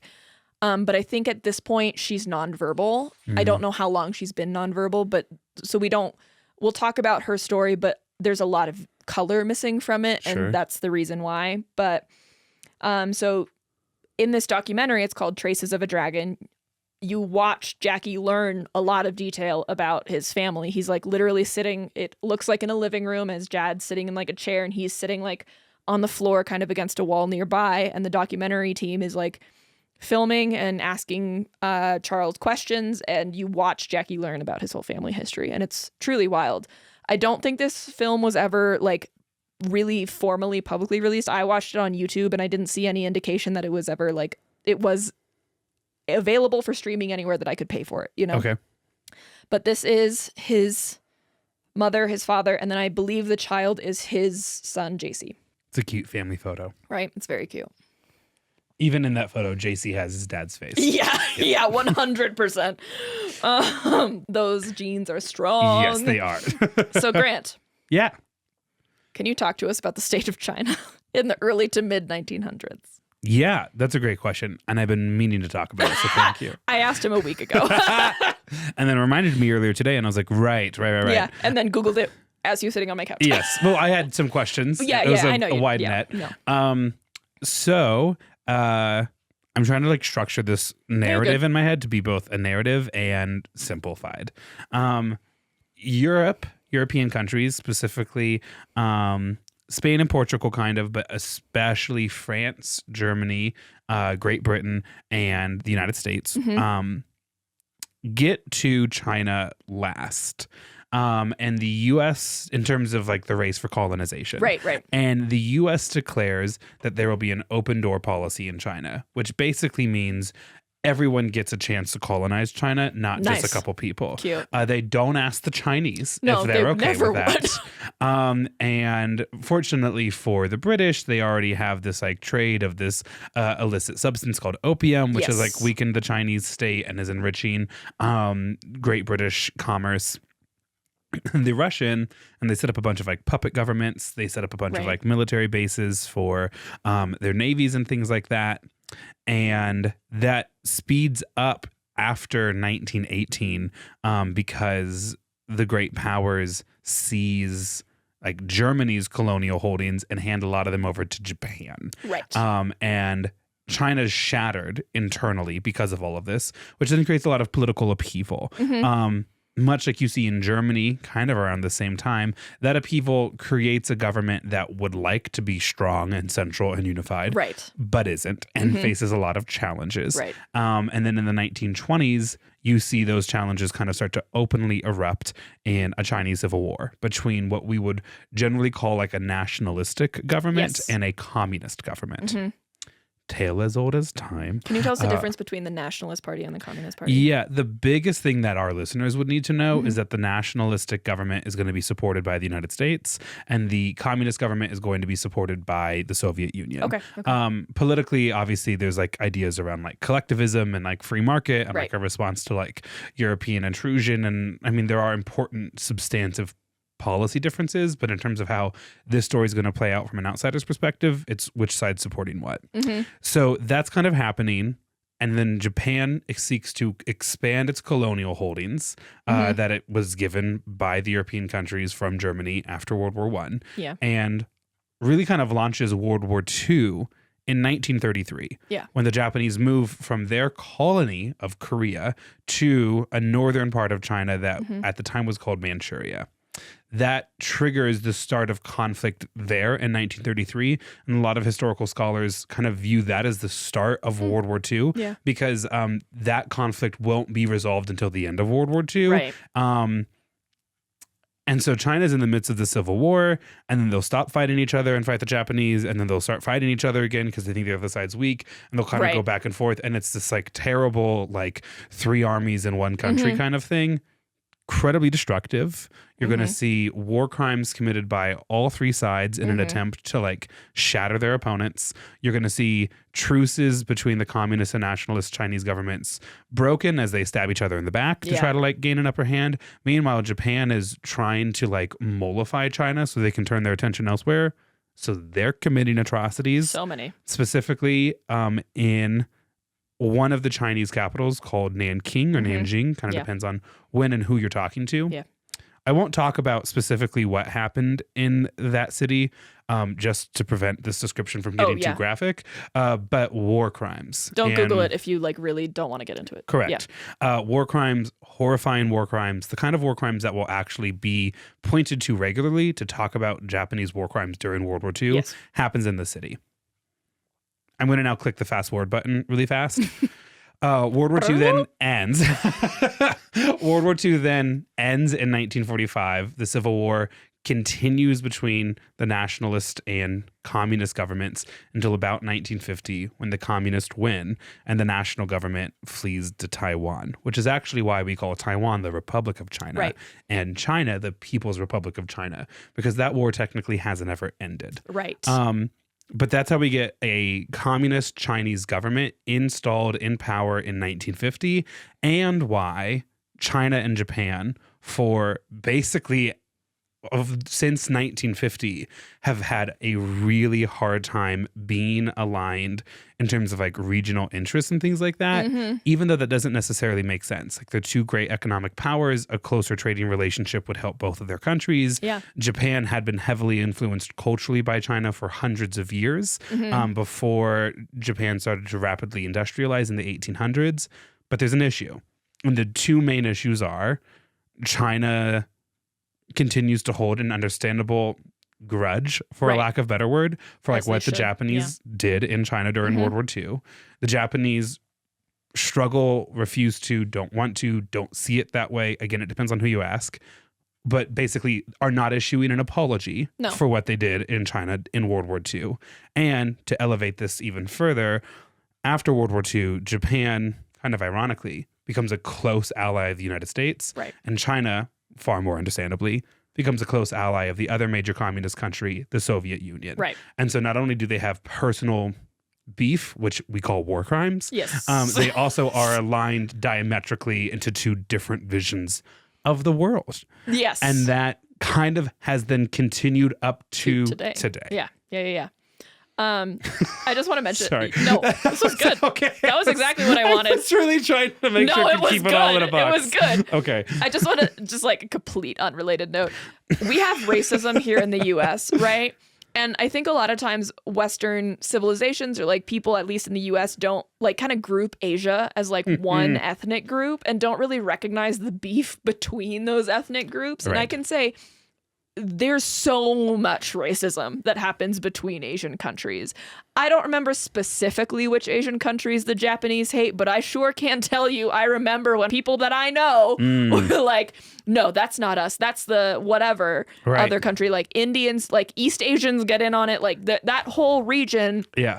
The animosity between ethnic groups is not Eurocentric. Well, and even like the wording that you use has to be really specific. Like I needed to make sure I said specifically Japan's colonization of Korea. Yes, exactly. And like China views it as an unforgivable war crime, and Japan's not entirely willing to admit that it even happened. Yes, which is also an Eastern like cultural thing. So it's all just this like wild fucking circle if you're not in it. Right. Yeah. Meanwhile, Taiwan is an island where everyone everyone's like, your government doesn't exist, but it does. They're like, but we're here. Right. Your government doesn't exist, but we don't want it to be the alternative either, because the alternative is the People's Republic of China, which also, dear listener, if you're like, wait, is that why there's so much hostility between China and Taiwan? Yes. The Chinese Communist government, aka China, as 100% of our listeners know it, views Taiwan as their unfinished business from the 1950 Civil War that ended. Yes. Yeah. It's all wild, especially coming like looking from a Western perspective, and the fact that most people in America can't identify the difference between different Asian languages or between what cultures, foods, anything. They're like, that's Asian food, and they're talking about sushi, and I'm like, what the fuck are you talking about? Like pho and sushi are two clearly different foods, and they're both delicious, but that's different. That's so babes. Different, yeah. I also just then very last to kind of circle back to Jackie Chan. Him being born in British Hong Kong, like understanding that conflict also helps color that, because the Chinese government emerges in 1950, right? The communist Chinese government emerges in 1950, having managed to kick its rival Chinese government out of China, but without really the strength to push the other European countries out of China. And so that's why the British have holdings there for a really long time. And as China got more and more powerful in the 80s and 90s and then early 2000s, they were finally able to really flex their muscle and like force these European countries to finally leave, which if you are an opponent of colonization, which you should be is good. Yes. If you are a proponent of democracy, which you should also be, was actually not good because the British had largely let Hong Kong rule itself and it's not allowed to anymore. Yeah. China is wild to me just because it's such a big continent or it's such a big country, because the bigger countries that at least in my like little rat brain, I don't understand geography or politics really ever, unless it's American. The other countries I can relate to that are similar in size are like Russia and Canada, but those have so much area that's uninhabitable because it's like so far north, and China is just so huge and has such a huge population that it feels like it's damn near impossible to like get the whole thing under one like umbrella. If you watch there's a YouTube video called The History of the World that I made Grant watch on a Patreon episode, but there's like this bit on it that's like, and then China broke again, and then it like pictures China shattering, and it does that like 5 or 6 times throughout the history of the world, and I'm like, do you think they're good? Like, they're not. Chinese history is full of things that are called like the Yangtze River incident, and it's like the death of 10 million people because of like how global big China tragedy. Is. And then last thing, and then we'll jump back to Jackie Chan. What's interesting about China kind of post World War II and interesting about Japan between World War I and the end of World War II is that both of these countries have kind of proclaimed themselves to be like the liberators of these other Asian countries. Because like Indonesia was under the control of the Dutch. French Indochina is the countries of Vietnam, Cambodia, Laos, as we understand it today. The Philippines was a essentially U.S. colony, right? And so when the Japanese came in, there was kind of this initial expectation that these locals would like rise up and like join them. And then it was like, haha, surprise, you traded one suppressor for another. Are you listening, American voters? Anyways, I don't think they are. Whenever you're ready. Okay.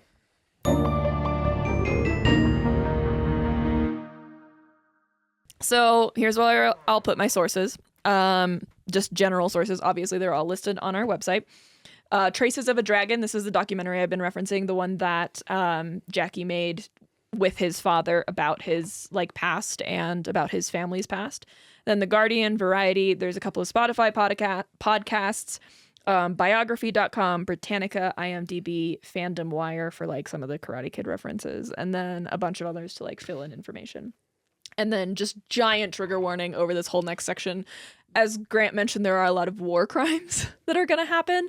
We're not going to talk in depth about them. We are going to talk about how those war crimes impacted this family. So we're going to talk about death of family members and how that moved on. We're going to talk about abandonment of children. Obviously, Jackie Chan didn't meet 2 of his siblings until, or has never, as far as I know, met those 2 siblings. Because Jackie Chan being born in 1954, I think. In 1954, it means that his parents lived through their childhood and young adult years within the context of the Chinese Civil War and the Japanese invasion of China, which were kind of happening at the same time. Yeah, exactly. So they lived through a lot of political unrest.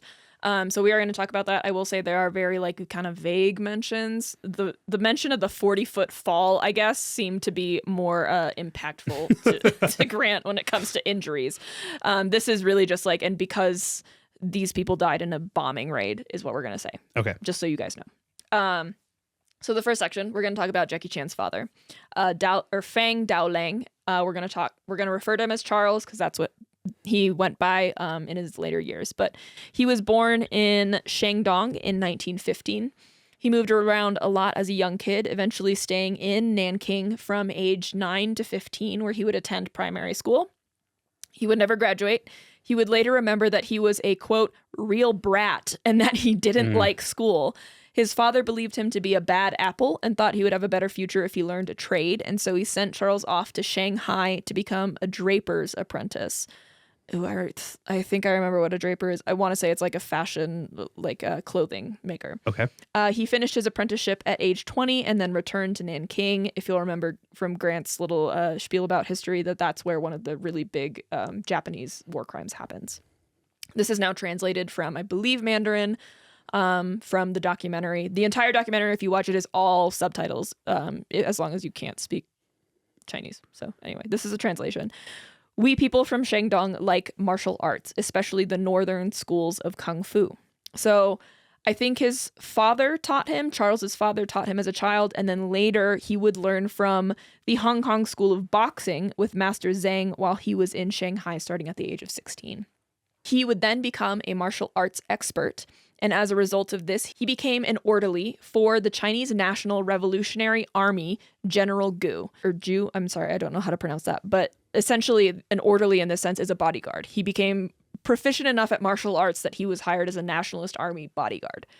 This general that he was directly serving was the boss of Dai Li, who was a spy master of the nationalist army. Due to a small mishap with a rifle misfiring, Charles was fired. Uh-huh. Another source said he was fired because he was constantly just like fucking around. So he's just a kid. Yeah, take it as you will. He ended up working then after that as a leader of a Mitsubishi cargo ship in Wuhan. Translated from Chinese, what did we do? Smuggling? Well, not really. Just a side business. Yeah, we were doing it in the open. We found out that in Nanking, linen cost a fortune. So we bought linen in Wuhu and salt in Nanking and bartered salt for linen. So they were finding the cheapest products and trading them across like provinces. Him and his group were accused of smuggling and were arrested by Japanese authorities. I love that the like narrator said accused of smuggling and it's like, you were smuggling. Anyway, here's another quote from him. We were meeting market needs. Yeah, exactly. Across boundaries. Quote, in those days, there wasn't smuggling. There was no jurisdiction over it. Then came the Japanese. Since we didn't give them a piece of the action, they started harassing us. Said we're smugglers, that we'd broken the law. So they arrested us and they threw us in jail, all 7 of us. Again, like this quote, even you'll see it's a very Eastern culture in like people will accept the blame for things and probably be too hard on themselves, at least in my experience of Eastern culture, but never really publicly talk about their own accountability. They'll more so talk about how other things were wrong. And so that's one of the criticisms of Jackie Chan's early autobiography in 98, that it's like, well, Jackie Chan never takes accountability for his movies failing. It's always the production company. It's always this. It's always that. It's never him.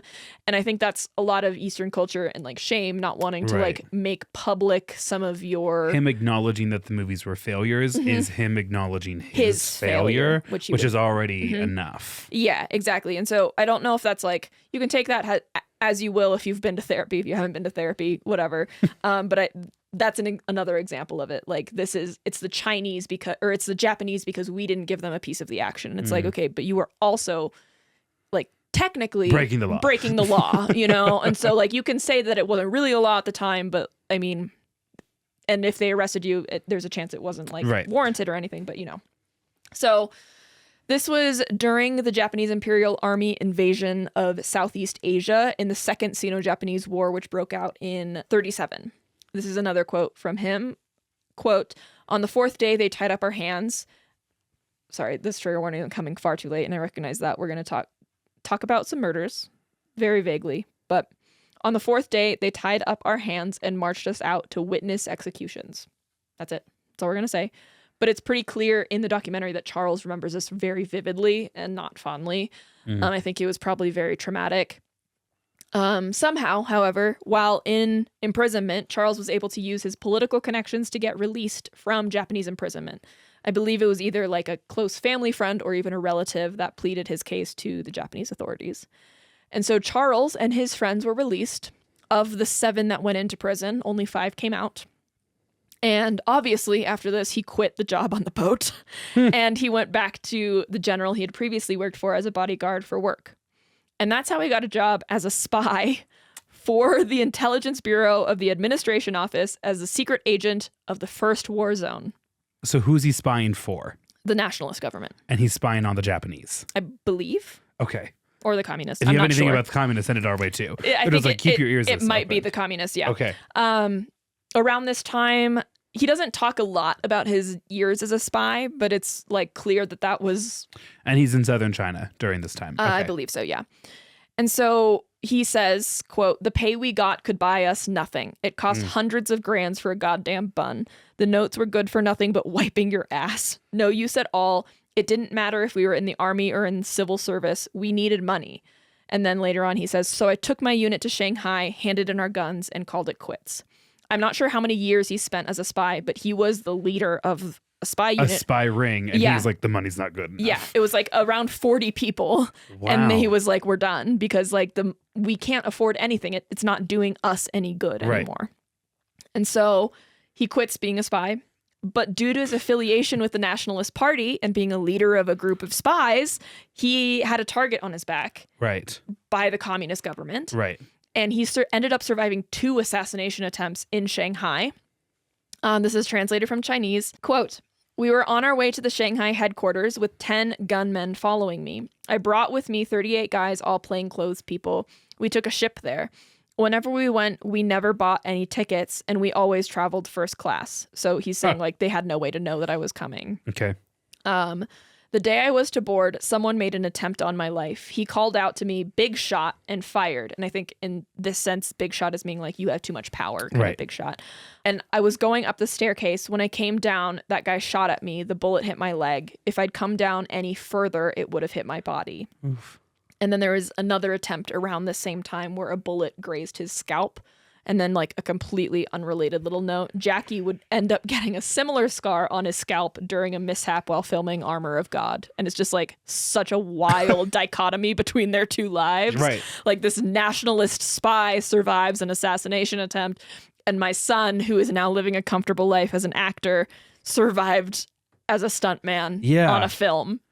And we got same scars. It's just, you sent me this Instagram post. Yeah.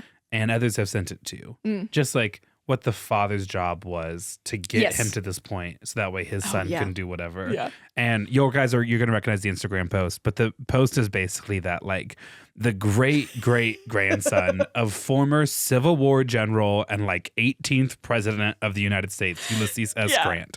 His like great grandson, whatever, writes gay vampire fiction. And I've said this to many of you. I actually think President Grant would be like, in hell the arc of things, cool with that. If he was born today, he'd be like, hell yeah, girl, get your tits out. Yeah, exactly. A little bit. Yeah. See, I'm just saying for the time, Grant seemed like an open-minded guy for the context that he was living in. If we can extend that grace, I think he'd be like, cool, great. Yeah. I failed at almost every job I had, so whatever pays the bills. Which is true about President Grant, but whatever. I love him. Yeah, great. I love history. Yeah. I know.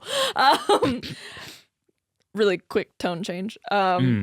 So while this is all happening to him, while he's quitting being a spy, working as a spy, his parents and elder sister were the victims of a Japanese air raid along the coastal cities of China, where Charles was still in Chongqing after fleeing. So he says of this that if I hadn't gone to Chongqing, I would have died with them. So he's on a smuggling raid, basically. I think smuggling mission. He's fleeing after being a spy. The timeline gets super convoluted, Sure. especially because it's all spoken word. Basically, the only source of this information is this documentary. And so there's a lot of sources that kind of mix up the timeline. And it's fair. If you watch the documentary, it gets a little convoluted. So Right. it could be he's either smuggling or he was like fleeing after he had like quit the job. Either way, he is not in the city that his family is in, and his family dies. Okay. Yeah, which is really, really tough. And then Charles goes back to Anhui, where he would meet his first wife. This is kind of like northeastern-ish China, like very barely north. Okay. From when I looked at the map, because I'm not familiar with Chinese geography or Japanese geography. Who am I kidding? So he meets his first wife. I could not find her name, but together they had 2 sons, Fang Shide, and then Fang Shishen. And his wife asked him to help her find a job, and he said, like, don't worry about it, I'll take care of you. Super sweet, I guess, if you like that. I personally do. Take away my money, I don't want it. She does get diagnosed with cervical cancer, or in whatever way she gets cervical cancer. I don't know what the medical practices looked like at the time, and unfortunately will pass away 3 years later, in 1947 from cancer. And so Charles remembers spending almost everything he had at the time trying to cure her and ease her pain, which at the time means buying opium, which is tough. Yeah. And he said it worked, it eased her pain for a couple of days, but obviously, as we know now, It comes back. Yeah, it comes back and it's not a cure-all. So when the Chinese Civil War breaks out between the nationalists and the communists, obviously, as we know now, the communists won. After the communists win, Charles realizes, oh shit, I was the leader of a spy ring for the nationalist army. And he now puts together that there's going to be a huge target on my back. Right. And I'm living in China. Right. And he wants to protect his sons. So he thinks his association with his sons will then in turn put a target on their back. Right. And so his brain goes to, I have to leave them. Okay. And so he leaves both of his sons alone when I think his eldest is around 8. And neither of them know that he's leaving. They interview both of them in the documentary. They find them. Yes. Okay. Mm-hmm. They interview both of them in the documentary, and both of them are like, neither of them knew, definitely. And then they remember what happens in the aftermath, obviously. Luckily, one of their family friends or like close relatives like ends up taking them in. Because those 2 boys just lost both their parents. Yes. Yeah. Within the span of, I think it may have Like been a a year year or so, but yeah. In terms of the 2003 documentary, We're Still Alive, like obviously living very different lives from Jackie Chan. Right. But they were still alive and were willing to talk to the documentary crew at the very least. So there's that. During the years that Jackie was doing his 10 years at the Performing Arts School in Hong Kong, Shide and Shenzhen were living through the Chinese Cultural Revolution that started in 1966. Mm-hmm. They had been reduced to begging, and at the time of the documentary in 2003, one of them was working at a pigsty and the other one was working as a postman. Okay. So now we're going to talk about Lily. His mom. Yeah, Lily Chan. She was born circa 1916, so we're not 100% sure when, but her parents owned a grocery store, and that grocery store was doing quite well at the time. Next to the grocery store was a shoe store. Her mother liked the man who was the shoemaker and thought he would make a good son-in-law, and so, as I think was probably more culturally acceptable at the time, offered her daughter's hand in marriage to the shoemaker. And then let her daughter know that she's getting married. Yeah, you're getting married to the guy next door. So Lily's first husband was a shoemaker, and he would later work at a railroad station. If it's take all of the money away from Maya, it's take all the romantic choice away from Grant. Yeah. You're like, I don't want it anymore. I just want to be betrothed. Just make me have to come to terms with it, is what I'm asking. I think that might be a good idea. Yeah. We're now accepting applications on our website. For forced marriages. Yeah. Good. Yeah, for betrothals. 6 figures, okay? Yeah. I'm expensive. He really is. I know he makes less money than me, and I am fiscally irresponsible, and he is definitely more responsible than I am. But sometimes he suggests things, and I'm like, how? Literally how? As my brother once said when he visited me, okay, wow. He says that every time he visits you. I make choices about what I do and do not spend money on. Yeah, unfortunately, I see the do and not the do not more often than not. Right. Yeah, he's like, let's go on a 3-month trip to Europe. Yes. And I'm like, what? I'm like, well, where else would I be finding joy in my life? Because I have not. No, I'm kidding. Anyways, continue. Okay. So, another tone shift. I'm so sorry. So her first husband is a shoemaker. He would later work at a railroad station. He would fall victim to air raids in Wuhu while maybe it's Wuhan. I get confused between the two. One of the two while working at a railroad station. Lili at this point was 28 years old. So this left her to care for her 2 daughters, Yulan and Guilan, by herself. Lili used to bring her husband lunch every day. But one day in particular, her oldest daughter, Yulan, begged to take the lunch to him. Yeah, it was Yulan. And so while she was at the railroad station, the attack happened. She survives, but she remembers it in vivid detail. It's one of the only interviews with her that they show in the documentary. But she remembers seeing him asking her, like, what are you doing here? And then the bombs happen.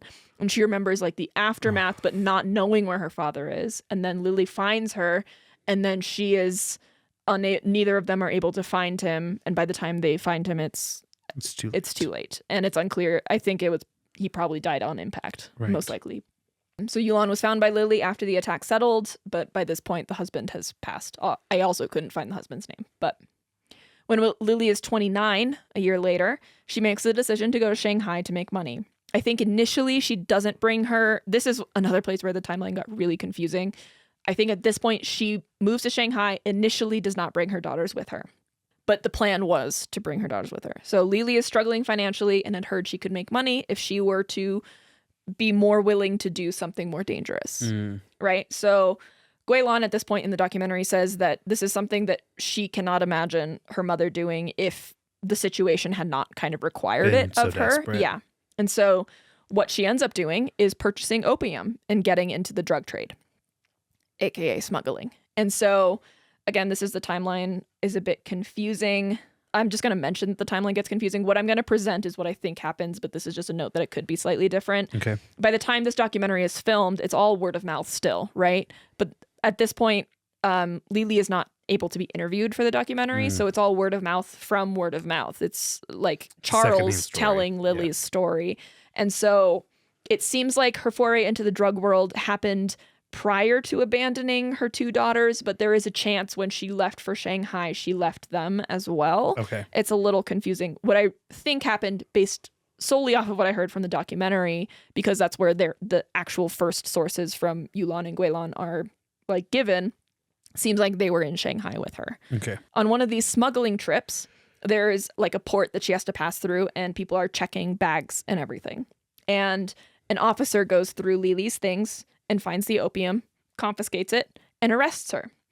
And he is arresting her, and then he realizes she's wearing a flower in her hair. And at this point, a flower in a woman's hair can signify a lot of things, especially during wartime.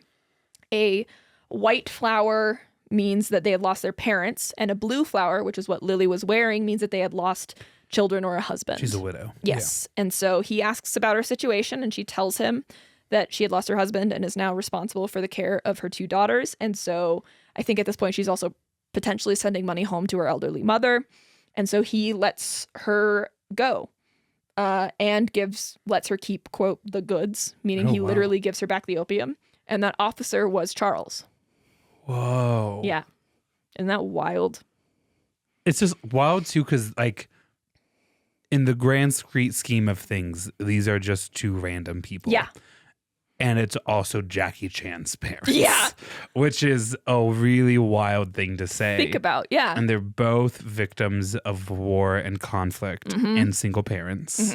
And are not a stranger to, like, sacrifice.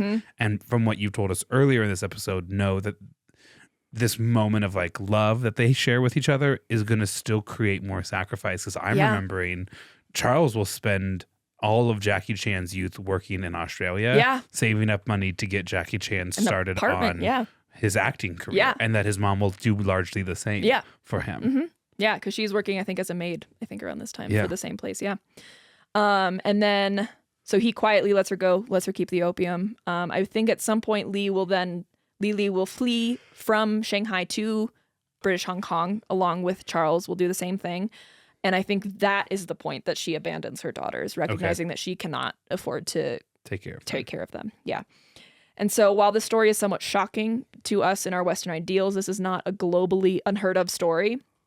The documentarian who Jackie hired to make this documentary, Mabel Chung, would say in an interview with The Guardian that she was not sure what Jackie was expecting of the film. She admits that she was at a bit of a loss at first for what to do with the footage, particularly because she was, by trade, a feature film director and not a documentarian, but also because it felt like such a personal story to Jackie and her father. Quote, "It struck her, though, that this was an emblematic tale. Every single Chinese family has a story more or less like this."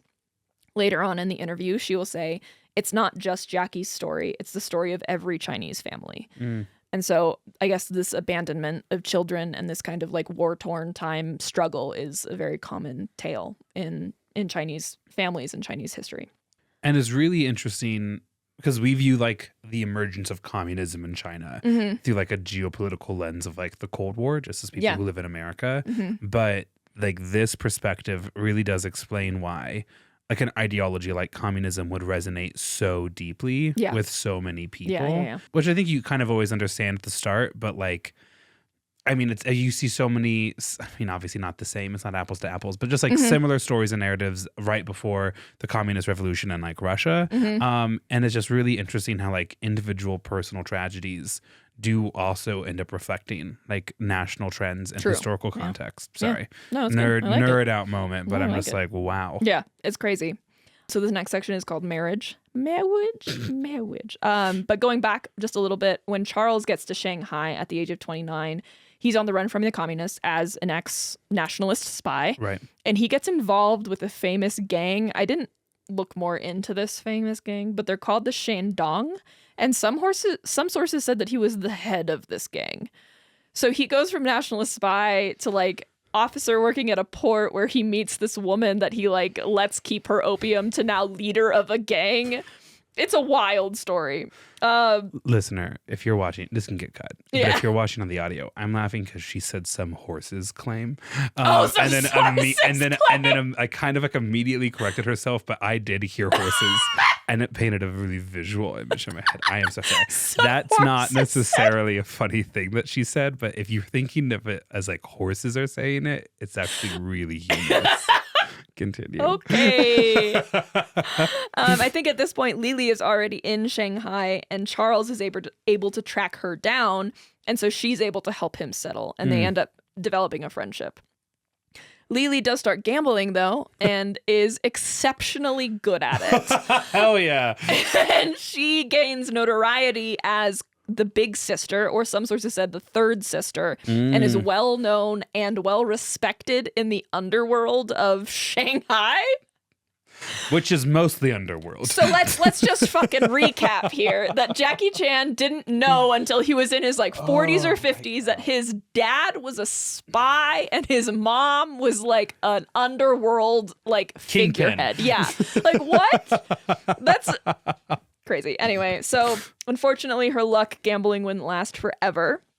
But by this time, she is very close friends with Charles. And so this is just like kind of the translated script from Charles talking to the interviewer. So this is what Charles says. Quote, "She'd walk into the casino with a horsewhip and people would say, 'Third sister is here.' I used to know nothing about it. I only saw it when I got to Shanghai. She'd always get a good seat. People would bring her tea and all the chips she wanted. She's a gambler and knew all those games. She knew everything, but I didn't know anything. And I don't have a knack for gambling." And then the interviewer asks, "When you first met, did you know about all this?" And quote, he said, "I knew she smoked. I didn't know she gambled. One evening I got home and said, 'Let's go out for dinner.'" So maybe they were like living together or something at this point. But she said no. So I asked her why. No means no, there's no reason why. She'd pawned all of her clothes and all the jewelry she loved so much. There's nothing on her wrist. The watch is gone. Everything gone. I went through that little chest and found a bundle of pawn shop tickets. And then later on he said, "I redeemed everything for her. I said, I got your things back." And so that's just, it's another, like, that's a dead ass quote from the, like, just the interview. I cut like maybe a sentence or something, but just to give you an idea of how kind of convoluted the timeline is here, it gets a little confusing. But essentially, by the time he realizes that she's into gambling, she's not good anymore. And so she's been pawning everything. He finds all of her pawn shop tickets and he goes and gets all of her personal effects back for her and gives them back to her, which is just okay. And that was the first time he found out that she had been gambling. And so at this point, like I mentioned, I think Lily brought her 2 daughters with her. At this point, Yulan is 12 years old. That's the older one. And but also Yulan had to join the child labor workforce, I believe, in Shanghai. Okay. In the alternate version of this story where she didn't bring her children to Shanghai, it's possible that Yulan was then set to work to help support the grandmother. Right. And then Lily also had managed to teach herself English, like by herself, so that she could end up getting a job as a maid. Like at one of the embassies. Something, I don't know. Okay. Crazy. Charles would then flee to Hong Kong from Shanghai in 49, and then Lily would arrive in Hong Kong in 51. So there's a couple year gap. And I believe this is when she abandons her daughters.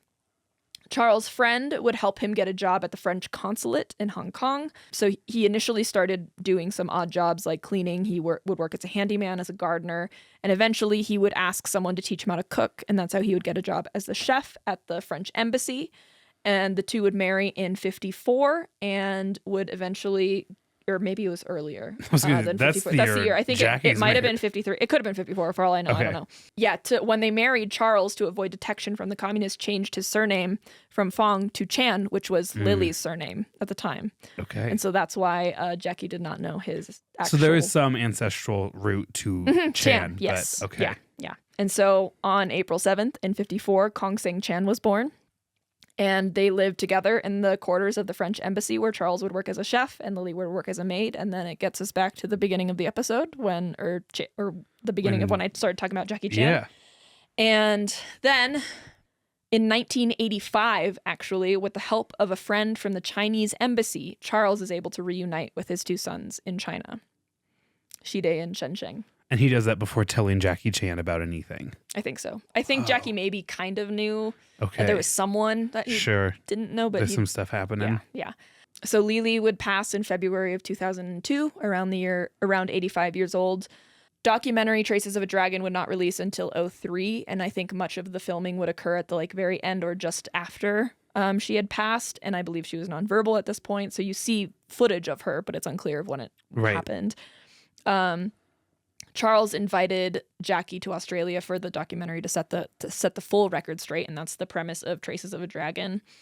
Charles was pretty adamant that he didn't want Jackie to meet his 2 half-brothers, Shide and Shenzhen. I'm not sure if today that's still true since Charles has now passed, but he thought that the brothers' neighbors he knew that the brothers' neighbors didn't know who his brother was, and he didn't want to make them a target. Sure, be in a position. Be in that awkward position, especially since they don't know Jackie, really. He doesn't want to cause an upheaval, given that those 2 now technically have a half-brother that's super rich and super famous. Yeah, literally a global star. Right. And so Jackie, I think, did know his sisters because they would frequently visit Lily in Australia while Jackie was there. I think one of them, the younger one, Guilan, maybe was a full-time caretaker towards the end in Australia. I'm not 100% on that, but... Charles would pass in February of 2008 in Hong Kong at the age of 93, surrounded by all of his family, including a grandson, JC Chan. I actually don't think Jackie was there at the time. I think he had some kind of commitment, but he knew the last time that he saw Charles would likely be the last time, so he did get to say his goodbyes. I believe it was at Chinese New Year that year. Did you watch the movie starring Awkwafina, The Goodbye? Mm-mm. Okay. Should I? I think you might enjoy it. Okay. Yeah. Oh, no. It's at times funny and charming and endearing, and then also powerful. Yeah. And does speak to, and I think in a really interesting way, the family structures of East Asian families. Yeah. The whole premise. This doesn't ruin anything. It's literally Act 1, Scene 1. Yeah. Grandma has inoperable cancer, and she needs to come and say goodbye. And she needs to not tell grandma she has inoperable cancer because the family has made the decision they don't want to stress her out with that acknowledgement. Well, and so she has to say goodbye to her grandma without saying goodbye. And that's why it's called The Goodbye. But it's really good. It's really good. You got to watch it. Okay. That's on my list when I'm emotionally stable. Anyway. That's the story of how the star who's brought a lot of movie magic into our lives learned about his spy/gang leader father, how he met and fell in love with his mother, who was a Chinese underlord / smuggler of opium, and had their own version of a romance fit for the silver screen. And so, final thoughts. Do you have anything? I always love it when we get a story where there's like, this person and their career is interesting and they're interesting, but who's actually really interesting is the source material. Yeah. If you go back one more generation, that's no one really tell John Wilkes Booth that we only talk about his dad. I actually did think about that episode today in my little walk around the park. I was like, that was fun. That was a fun little reveal. Yeah. Thank you. So I have just some final thoughts. Recognize your own privilege. These are lessons learned, more like. But even though Jackie is ethnically very, very similar to his half siblings, he lives a very radically different life from both of his siblings. And so this is a quote talking about an interview with a documentarian who is now talking about Jackie compared to his brothers, because she got to interview them before, if Jackie ever met them, before Jackie could meet them, essentially. Right. So at first, Chung could see little resemblance between the two abandoned siblings and their illustrious half-brother. Both Shide and Shensheng have dark complexions, are very skinny, and have hollow eyes. Quote, I think it's the look of suffering, of working hard in the fields and not having enough food, she says of their appearance. Although now they're doing quite well, that look will stick with them for the rest of their lives. Jackie's a happy-go-lucky kind of guy, almost childlike, very warm, but his brothers are very conscious of what they say, especially to strangers like us. Jackie is in no position where he can't say anything. He has power, he has money, he is rich, he is famous, and he's very easygoing, but the brothers are very careful. And so it's interesting how that experience can really color who you are as a person. This is just I mentioned this earlier, just like recognize cultural differences before analyzing the actions of others. Like even if I'm analyzing like the original episodes of Friends or The Office, right? Like, yes, they're cringy now. And yes, like I wouldn't laugh at that kind of joke now. And I still usually don't if it's like something that's, I don't know, like culturally inappropriate, but you have to also recognize that at the time, this wasn't the case. Like this was something that was kind of like fed into by the media and that kind of stuff. And so even if you're reading, say, a 1998 autobiography from Jackie Chan and he says some things and you're like, well, I think this is really dumb and this paints him in a bad light. And it's like, okay, yes, but also you have to like put yourself in his shoes. He's trying to make an impact, which is the reason he's releasing this autobiography, because he's recognizing he wants to build on this momentum. And he doesn't recognize that there's that cultural divide. And you're now judging him for this when there's a newer autobiography that you could have fucking read. Well, and he straddles cultural divides that few other people have to straddle. Yes, exactly. And he straddles it at a much higher level of visibility than anyone else really. I do think I completely forgot to put this in, but he does work on a movie with Michelle Yeoh pretty early on. And someone said something that like, isn't Jackie Chan like kind of misogynistic? Like not that exactly, but like doesn't he not really believe women should do whatever, blah, blah, blah. And Michelle's like, yeah, until I kicked his ass. Right. And it's like incredible. Absolutely iconic. He's allowed to be infallible and a person who is like better now than they were in the past. Exactly. And, I'll say this on the kind of like recognizing privilege and like recognizing like where part of your story starts and things like that. I remember having a somewhat similar experience with the Emigration Museum in Dublin, Ireland. Oh, yeah. Because I am like so many white Americans, at least partially Irish, especially on my dad's side. I know. You would never guess it based off how I act and look.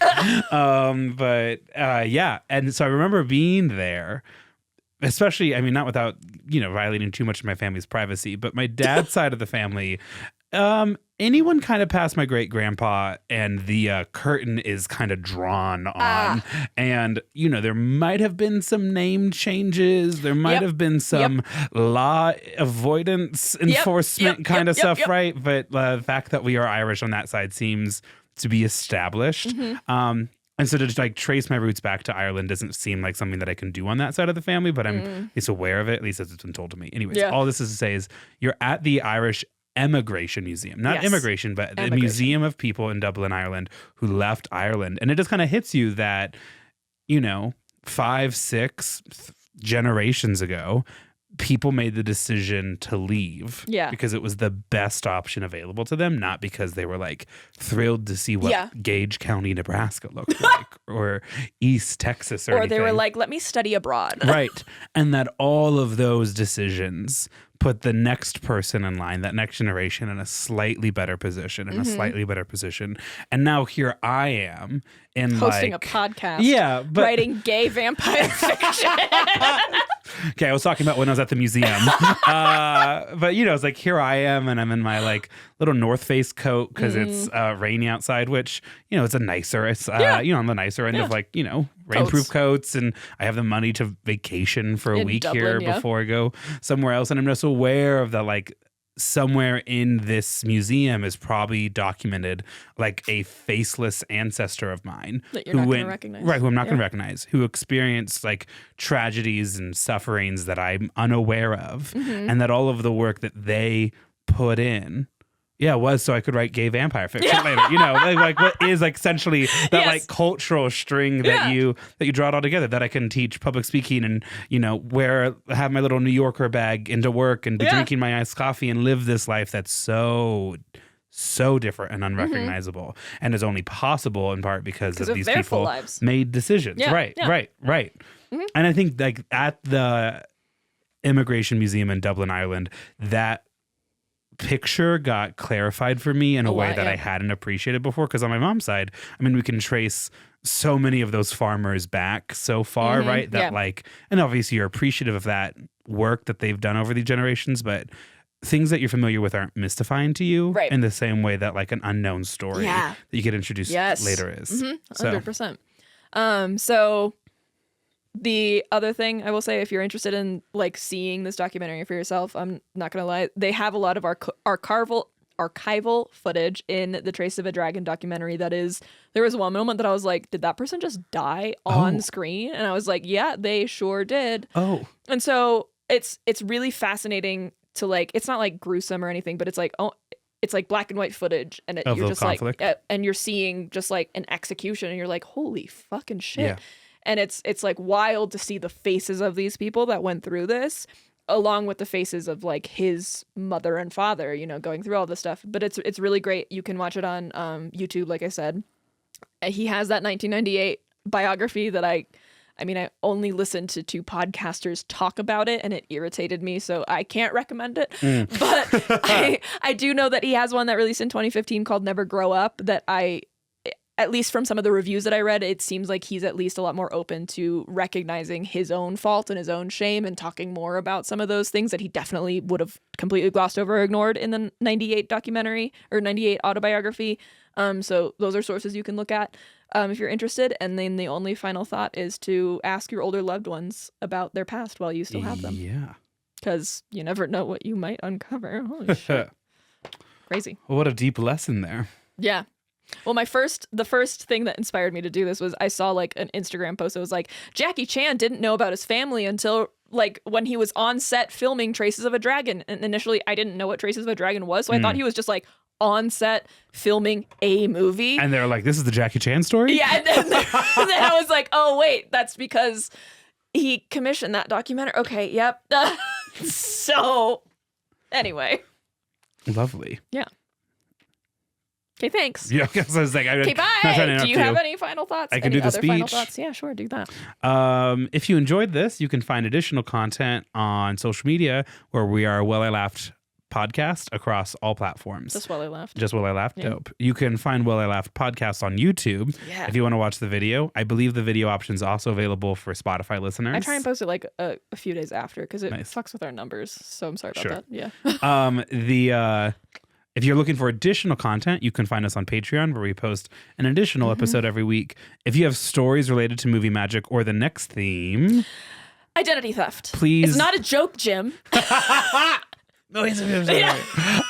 You're welcome to write in to willilaughdpod@gmail.com or visit our website, Hell yeah, willilaughed.com, to submit your story. And then finally, if you have a loved one or enemy who has a birthday coming up, hell yeah, and you would like to send them a gift or a warning, you quit your job, break up with someone, just let us know. Ask them out to prom. You can find us on Cameo. Hi, this is for Jane. We're letting you know that your friend Taylor no longer wishes to date you.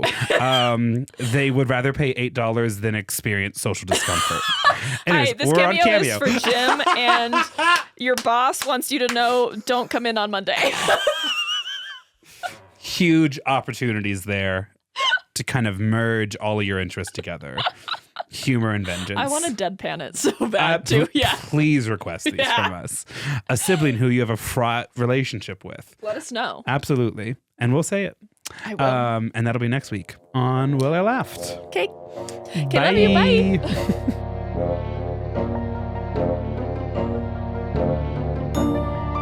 Bye.